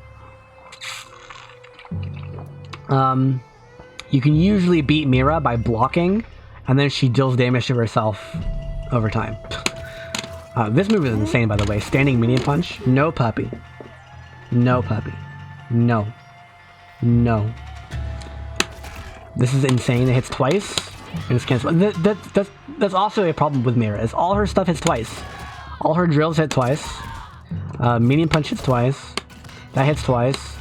That hits 4 times. Yeah, it's just all her good stuff hits twice. She can't do anything. Let's see. I missed a move. This one.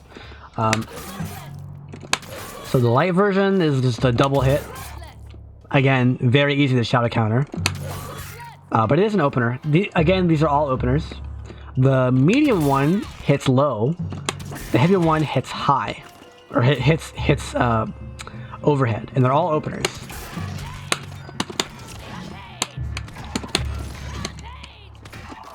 I believe they're also save. I think the overhead is save. One of them is save. Yeah, they're all safe. They're all, well, -4 is sometimes punishable. But the thing is, again, shadow counter just beats all of them because they all hit twice. Also, if you use them in combos, you can tell which one it is by the animation, because the medium one hits low and the... Whoops. And the heavy one goes overhead, right? So they're useless as linkers. you have to use the drill as linkers.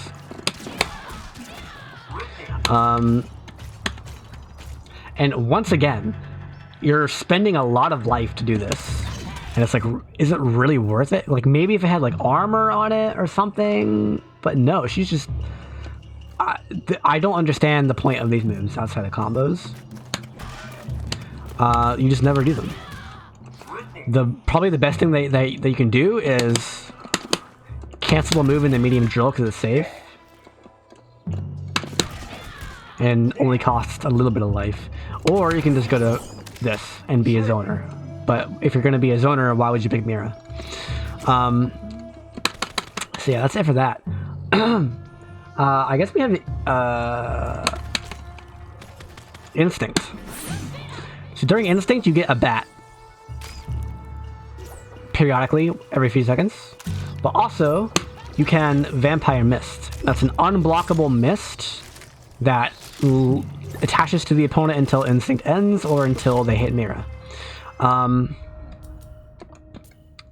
And this mist deals potential damage to the opponent. So here, block the bats. Ugh.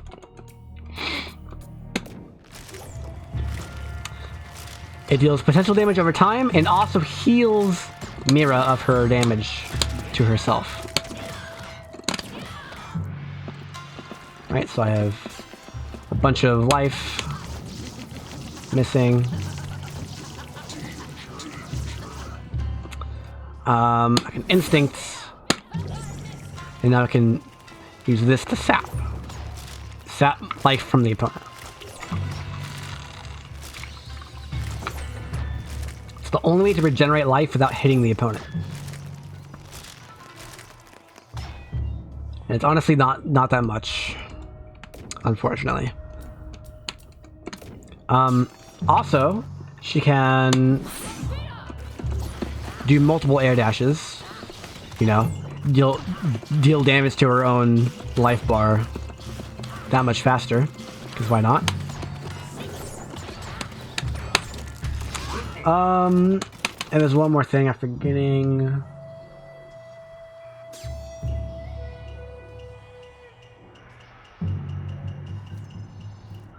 This move. This move is actually good. It's for one good use of Shadow. It's plus 1 billion on block.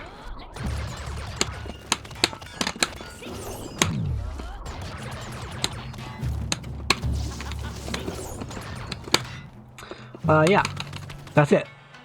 But again, I don't know what you're going to be doing with plus 1 billion on block with this character. She doesn't have any grabs or throws or overheads that aren't very easy to shadow counter. So yeah, that's Mira. She's trash. Very low tier character. Didn't get buffed at all last patch. I don't know. Hopefully she gets some love soon, because she needs it. Gargos is the most outlandish character in the game. Okay, first of all, he's 75,000 feet tall. He's kind of floaty, and he can quad jump because he has wings. So you can jump, double jump, triple jump, quad jump. 1, 2, 3, 4. And his heavy kick normals are absurd. This is jumping heavy kick. Absurd. Crouch heavy kick. Absurd. That does hit low. Absurd. And this is a good anti-air. Yeah.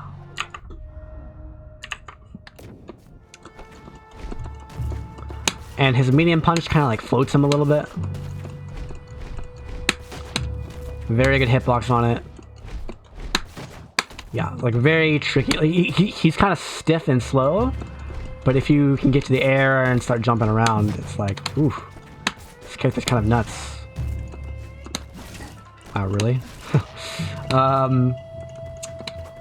Let's see. He's sort of a high mobility character. He can also dash in with this, the air version as well. You can go down at an angle. It's technically unsafe, but you can come down with a button to make it kind of hard. but you're stuck with one air action. The medium one goes upward, and the heavy one tracks the opponent's location and is very unsafe on block.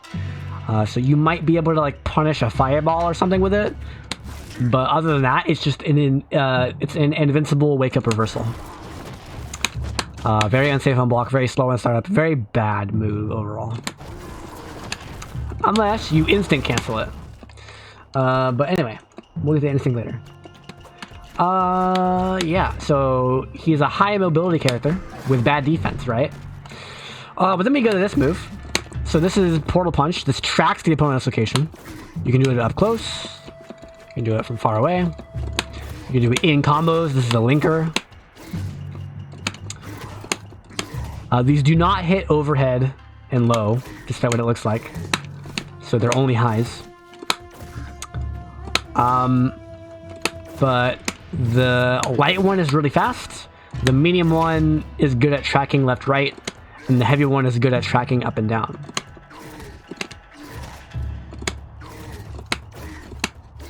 Also, he has ranged auto doubles, just like Glacius. You can do combos from this.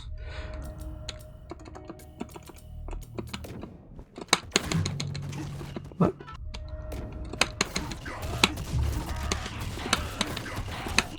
So good luck learning the animations of those moves when they're freaking zoomed out the whole freaking screen.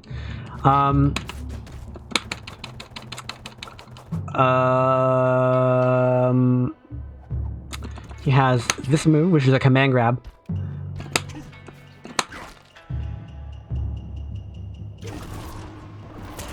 And he can do some pummels.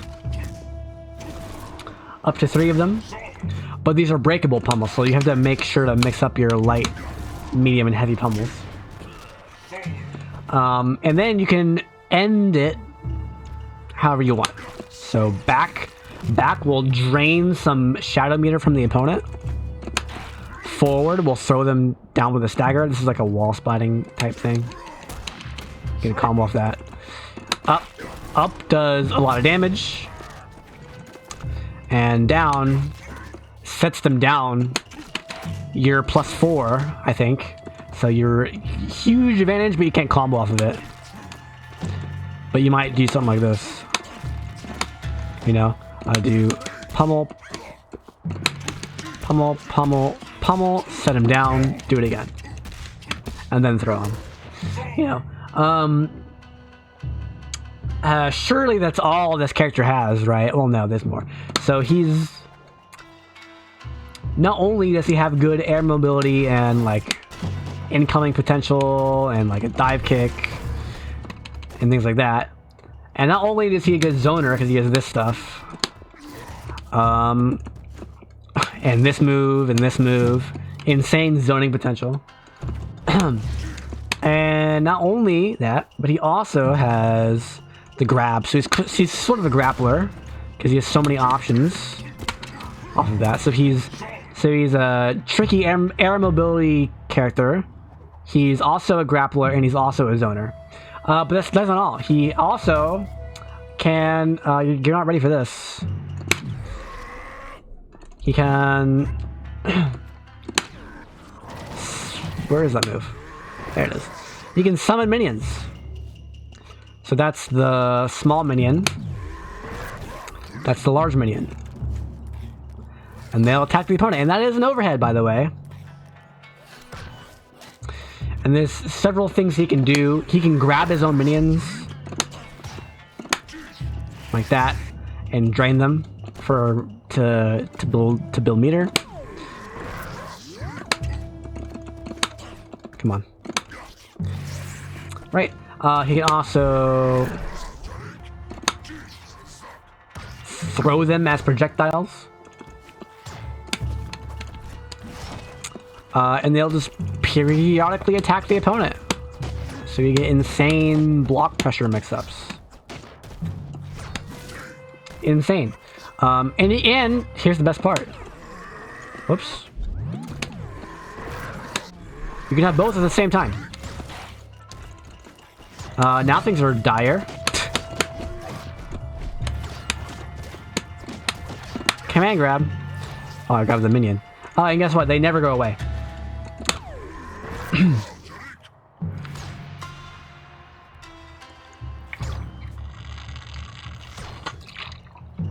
We can be here forever.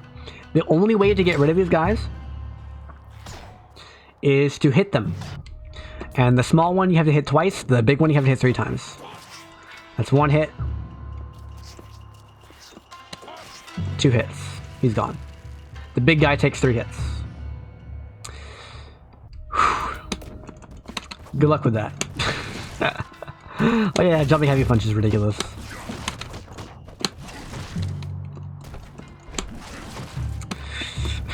Kind of useless though. Let's see. Surely that's all of this. Okay, so he's a grappler. He's an air mobility character. He's a zoner, and he's a minion summoner with insane mix-ups using the minions. Surely that's all this character has. No, he's instinct. So during instincts, a lot of things happen. You're covered in stone, so you're really slow and heavy. You can't dash. You can't double jump anymore. Your one jump is very floaty. And you can't block anymore. However, you have permanent armor. So... yeah, you can't block anymore. But you have armor now. Armor. Right? Heavies still break armor.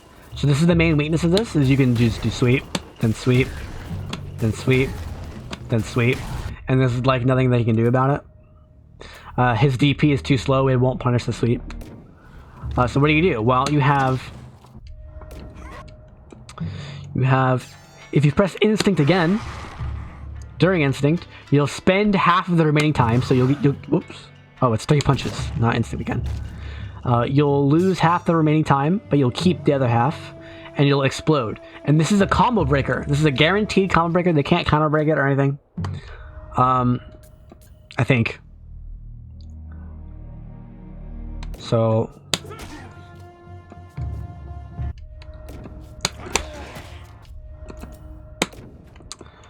So let's say I'm an instinct. I can't block anything. So what if he... Well, let me just do this, right? Just get me out. And then I'll exit instinct and it'll recover with half of the remaining timer. And that's his instinct. So imagine having minions on the stage at the same time as that. It's like, okay. It reduces your double jump mix-up potential, but your pressure is just ridiculous because you can't hit him anymore. You can't hit Gargos anymore. You can still do combos, but all of this stuff, all of these moves are like wimpy. That one's like really bad. You can still do combos though, especially with the puddle punches, or I guess not puddle punches, but oh yeah, that one's a ground bounce. So yeah, he just becomes a different character basically.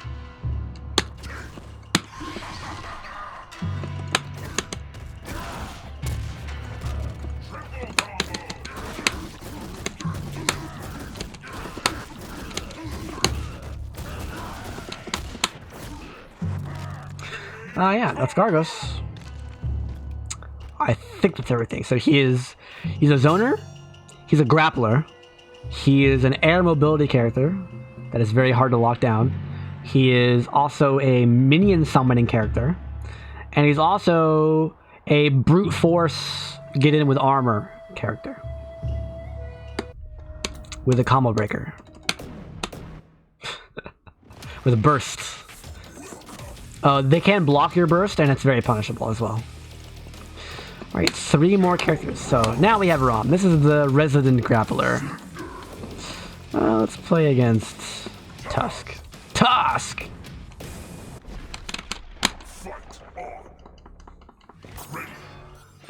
Okay, this character is something else. So this is your grappler, but he has good walk speed. Like, he's really tall, so it doesn't look like he's walking fast, but he's actually walking really fast. He's this much taller than Tusk, who is also very tall. And his normals also have insane range. Insane range. Like, absurd range. Round start, but he only has one linker. So he's going to be doing a lot of stabbing. And let's see what else. He is a grappler, so he has very, very, very fast grab on startup. Very fast. And you can start doing stomps, which I'll talk about stomps in a second. The super one is, I think, the fastest attack in the game. It's got like 1 frame of startup or something. Very fast grab. Good range. It's like right here. Yeah, that worked. This is too far though. Yeah. He also has this move. Oh boy. So yeah. Let me scroll down real fast. So this is an armored dash attack. But it's not armor. Like, you can't... Here, let me...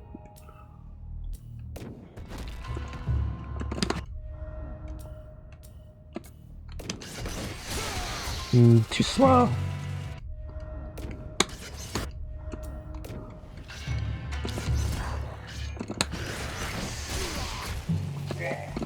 See, it still beats heavies.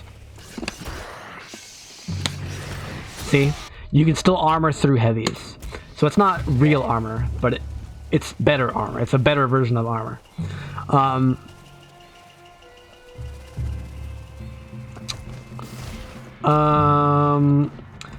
Let's talk about the Krill. So if you put Krill on the opponent, which this is one of the moves that does that. Let me turn off regenerating health. This is real damage. They take real damage over time. This is not potential damage. This is real damage. And it only goes away after a few seconds, or if they hit RAAM. Yep. And next, let's talk about stomps. So stomps. Let's do a knockdown, right? You have light stomp, which is a flip out, which ends the combo instantly, but then you can do like a instant command grab or something like that. So let's do this. Flip out, grab. Oh, too far. Grab.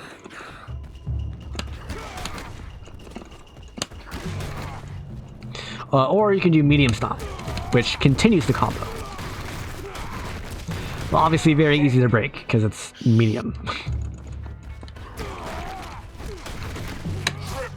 Right. Also, just all of his normals have insane advantage. Let me turn on the frame advantage meter. This one. Attack data on. +2 on block. +2 on block. +3 on block. Oh, sorry, that's not advantage. +2 on block. -1 on block. +1 on block. +3 on block. +2 on block. +1 on block. 0 on block. -1 on block. -3 on block. -1. -4. -5. So his lows are worse. But just this. This is +2. This is +3. Insane. Insane frame advantage. And then you can just, do this. That is that hits on frame 4. That grab. Insane. Turn this off.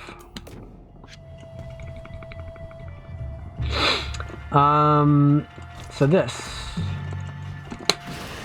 Now where does that move? There it is. 3 punches. 3 punches. Also has armor. It knocks the opponent down. And it causes krill on hits. But I can dash cancel it, so I can charge it. I still have armor while charging, but I can dash cancel it. Backward as well. Forward and backward. And if I fully charge it, it's unblockable and starts a stagger combo.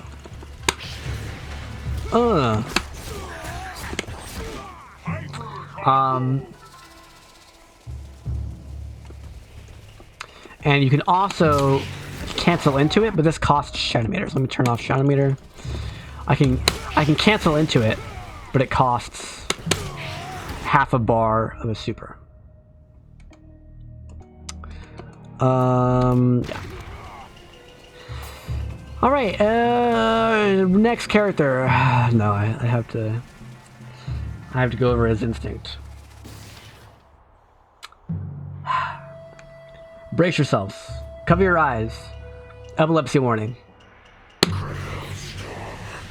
Curl Storm. Bit rate warning. So during Curl Storm, the opponent is very visible, so I can see my opponent because I'm RAAM, but he can't really see me. It's kind of hard to see. They're covering the whole screen, right? So that's the first thing you'll notice. Second thing you'll notice is that they take a ton of white life over time. Guaranteed. There's no way to prevent it from happening. It's just, it happens. Yeah. Tons of damage. Tons of white life. Ridiculous. I think that's it. There might be one more thing. Oh yeah, and then during the charge move, you can walk. You can still dash cancel it, but you can walk now. Yeah, so you have a walking armored unblockable combo starter during instinct while you're invisible. Yeah. Dear God, get that off the screen. Alright, only 2 more characters left. But yeah, RAAM is your grappler. Your main, like, heavy-duty grappler. Let's go against Kim. Kim, whoa!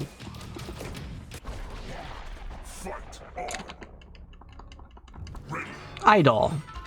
Eyedol is your RNG stance character. So right now I'm in purple mode. This is the mage. He excels in like long range zoning. But randomly, when you perform attacks, you'll switch to warrior stance. This is the red mace. And now I'm faster, I have a better jump, and I have better frame advantage on things. I have like an overhead, I have a DP now. Oh, well, I'm back to mage. Right. So, after any medium, heavy, or special, you have a random chance to switch chances, and if you don't switch chances, the chance increases for the next one. So on average, it takes between like 5 and 10 hits to switch chances. This move is specifically designed to switch chances faster. Wow, come on. But yeah, it's still an average of 5 to 10. Wow, that was 2. And yeah, just the 2 stances are completely different. Mage is like a ranged zoner, and warrior is a short-ranged rushdown character. He has the Glacius charge, of course, because why wouldn't he? It's not as good though. But yeah, honestly, I don't know anything about this character. About this character at all. He's too new. I stopped playing the game. I stopped playing the game well before he came out, so I just know he does a lot of damage. Mage is an insane zone. Look, this is ridiculous. Heavy's like invincible or something. Or no, it's not invincible. But warrior has an invincible DP with this. There it is.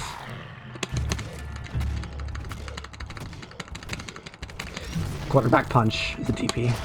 Ugh, DP. Combo starter, because why not? Yeah. He also has a command grab and overhead. Where's his command grab?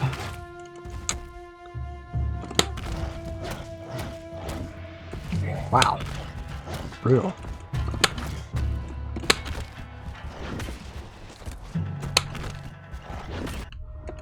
I don't know this guy's moves. Grab. I mean, where's the grab?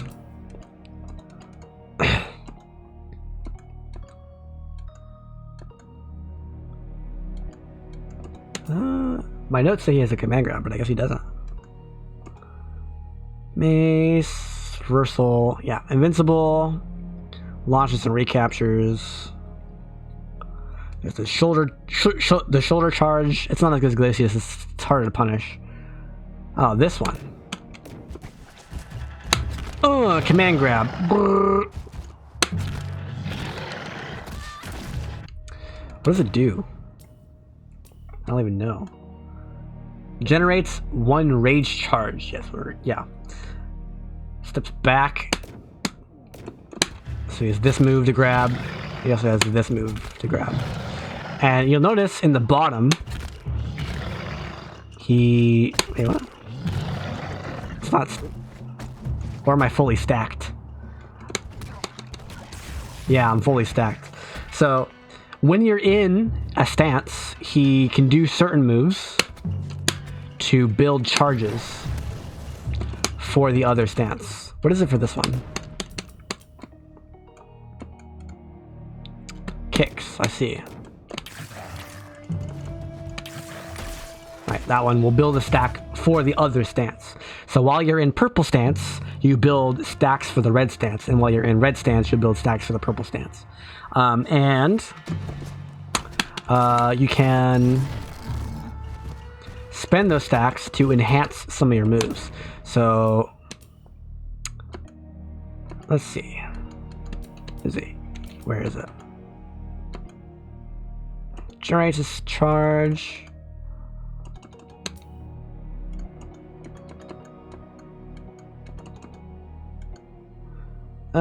Can be block.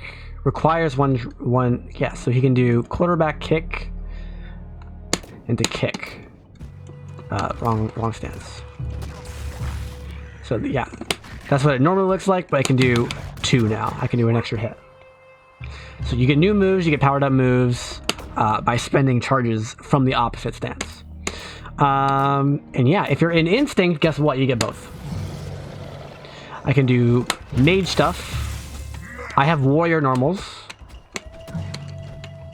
but I can do mage specials and warrior specials at the same time, right? So I get quarterback punch for both stances. I can do an uppercut with a meteor, whereas normally I get an uppercut or a meteor, right? Now I get both. This move's insane. This move's insane. This move's insane. This move's insane.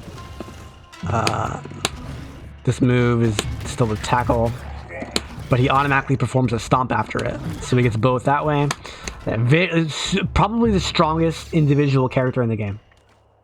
If you are in instinct with Eyedol, like it's just one of the most obnoxiously strong instincts in the game, just because of this move alone. Honestly, it's ridiculous.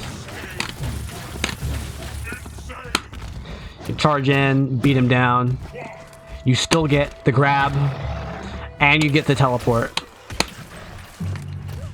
You get all of it. It still works. Insane. Really powerful instinct. That's it for Eyedol. Oh, also you can press the face punch move, the back heavy punch, and that will increase the remaining time on the instinct. I didn't show that off. All right, final character, last character. Just over 4 hours to go over all the characters. All right, Eagle. Eagle is heavy punch button, the character. So notice I have 12 arrows in the bottom left, and all my heavy punch moves will shoot arrows. And if I want to go get the arrow, I can. It's over here. Bam, I got it.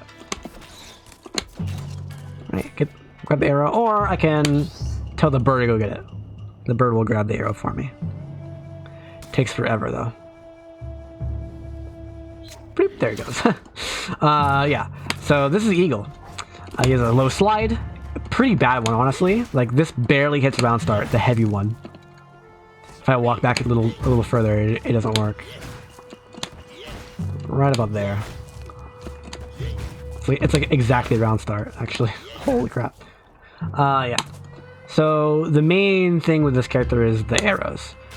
So I can shoot the arrows straight forward, can shoot it while crouching, straightforward. I can do it like this. That hits low, I think. I can check real fast. Block all. So that's not low, but that one is low. Yeah, it is.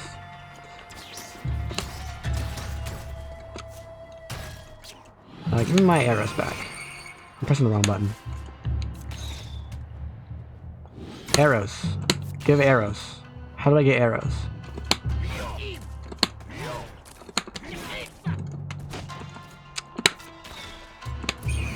Nope, not that one. That one? No. Whatever. Well, I'm not missing arrows, actually. If I do that... There we go. Yeah, it's neutral. Got it. So yeah, you can do that. You can do it while jumping. That's an overhead. Ranged overhead. Like, super good zoning. You can shoot it straight down. You can shoot it straight across. And they get powered up if he charges. So if you hold the button, you can move while it's charging. It glows. And then it glows again. And now it's unblockable. Right? So if you can manage to get the opponent to not attack you for like 3 seconds, then you get unblockable projectiles. And they stagger, so you can get a combo with their slide. Too far though. Yeah, this character is very strong. Let's see. But also he has the bird. So the bird is controlled with 3 kicks. So as you saw earlier, if I press 3 kicks, the bird will go fetch my arrows. So if I use an arrow and then press 3 kicks, it'll go fetch them. But it can also fetch them if there's multiple all around the place. Right. Let's run out of arrows. Yeah. So now I'm out of arrows. And now all my heavy punches just become attacks.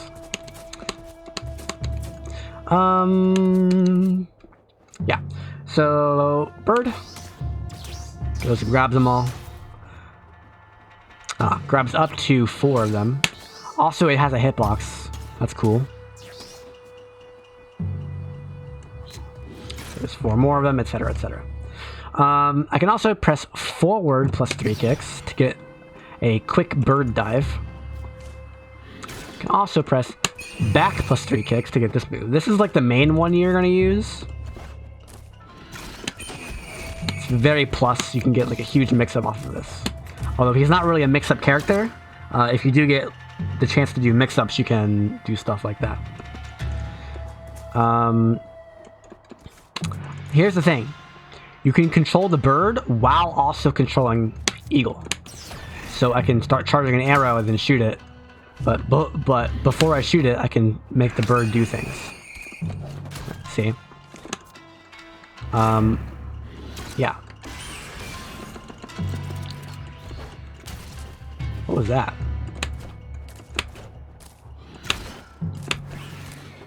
I can also use the bird to like dash. So he has air dashes with the bird. Although there's a long cooldown, by the way.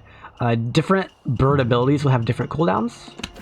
But like, so as soon as it flashes, there it goes. I can do my extra dash again. Oh yeah, I forgot about that. So if I make him screech, my arrows get buffed. They go, phew, they're really fast. So this is normal speed. But if he screeches... Oh, what? Oh, I didn't get it. If he screeches, boom, almost instantaneous. Even the charged ones don't go that fast. Level 1, level 2, level 3. Bam, unblockable. It's still not that fast. So yeah, that's cool. And yeah, so that's it for the basics of the character. He's a zoning heavy. You just press heavy punch, right? And you can zone from various angles, and then you use the bird to grab the arrows, right? That's mainly what you use. Sometimes you'll slide in, sometimes you'll flip in, right?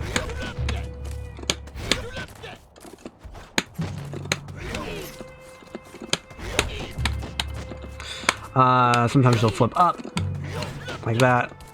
And yeah, most of the time you're gonna be doing this. Doing this.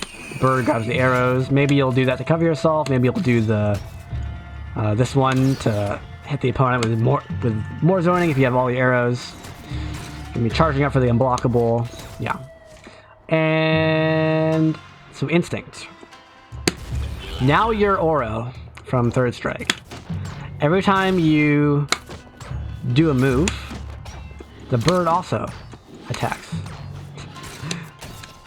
So now all your attacks are like plus a billion on block, basically, is what that means. I'm not an Eagle player, so I don't know like sequences to use, what the mix-ups are, how to avoid shadow counters, things like that. I don't know. Stafita. I don't know what that means. But yeah, so he becomes more of a rushdown style character in Instinct. You can still zone. It's just, why would you zone? You're wasting your instinct. I think that's all it does. There's no way it doesn't enhance your zoning, I don't think. Instinct. Yeah, that's it. That's all it does. So you're more of a rushdown character.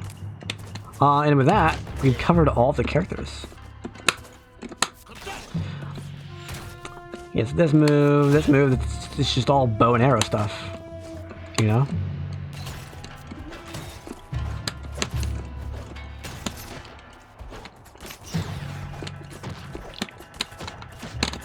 Yeah, his slide's like unsafe and stuff.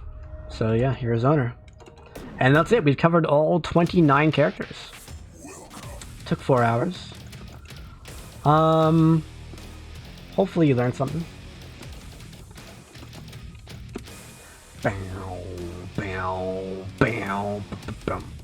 Let's see, I aimed for an average of 10 minutes per character with like a maximum. So that would be 290 minutes, which is, so 4 hours would be 240. So I went a little over 10 minutes per character. Some of these characters are pretty complex though, like Gargos. That probably took a lot longer. But thanks for watching. Here, you got your puppy intermission, like a third of the way through. Here's your puppy outro. Hi, puppy.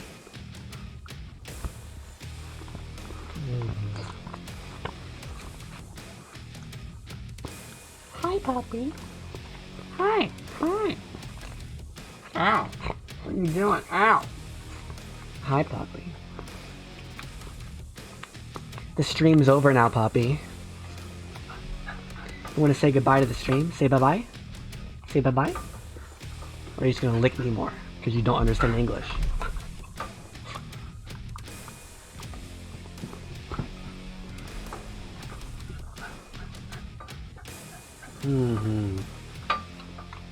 Who's your favorite Killer Instinct character? Oh, wait, it's obvious. It's Sabrewulf. Duh. Silly me. You licked my glasses? No, I can't see.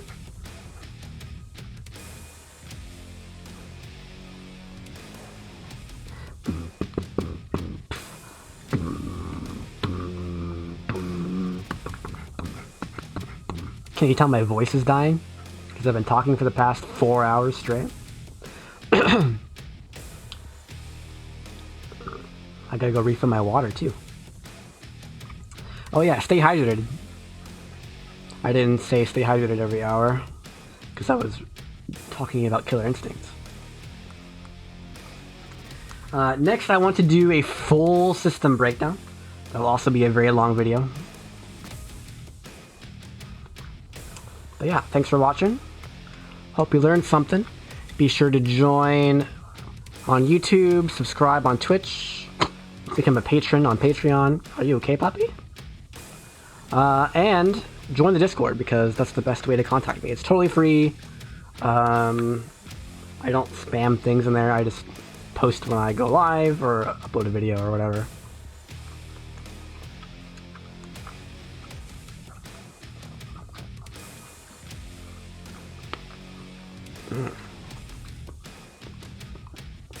You're going crazy. You're crazy. Hi, puppy. Oh yeah. I'm ending the stream now, so goodbye. See you guys later. You wanna go outside? You wanna go outside? You wanna go outside? You wanna go outside? Careful. You wanna go outside?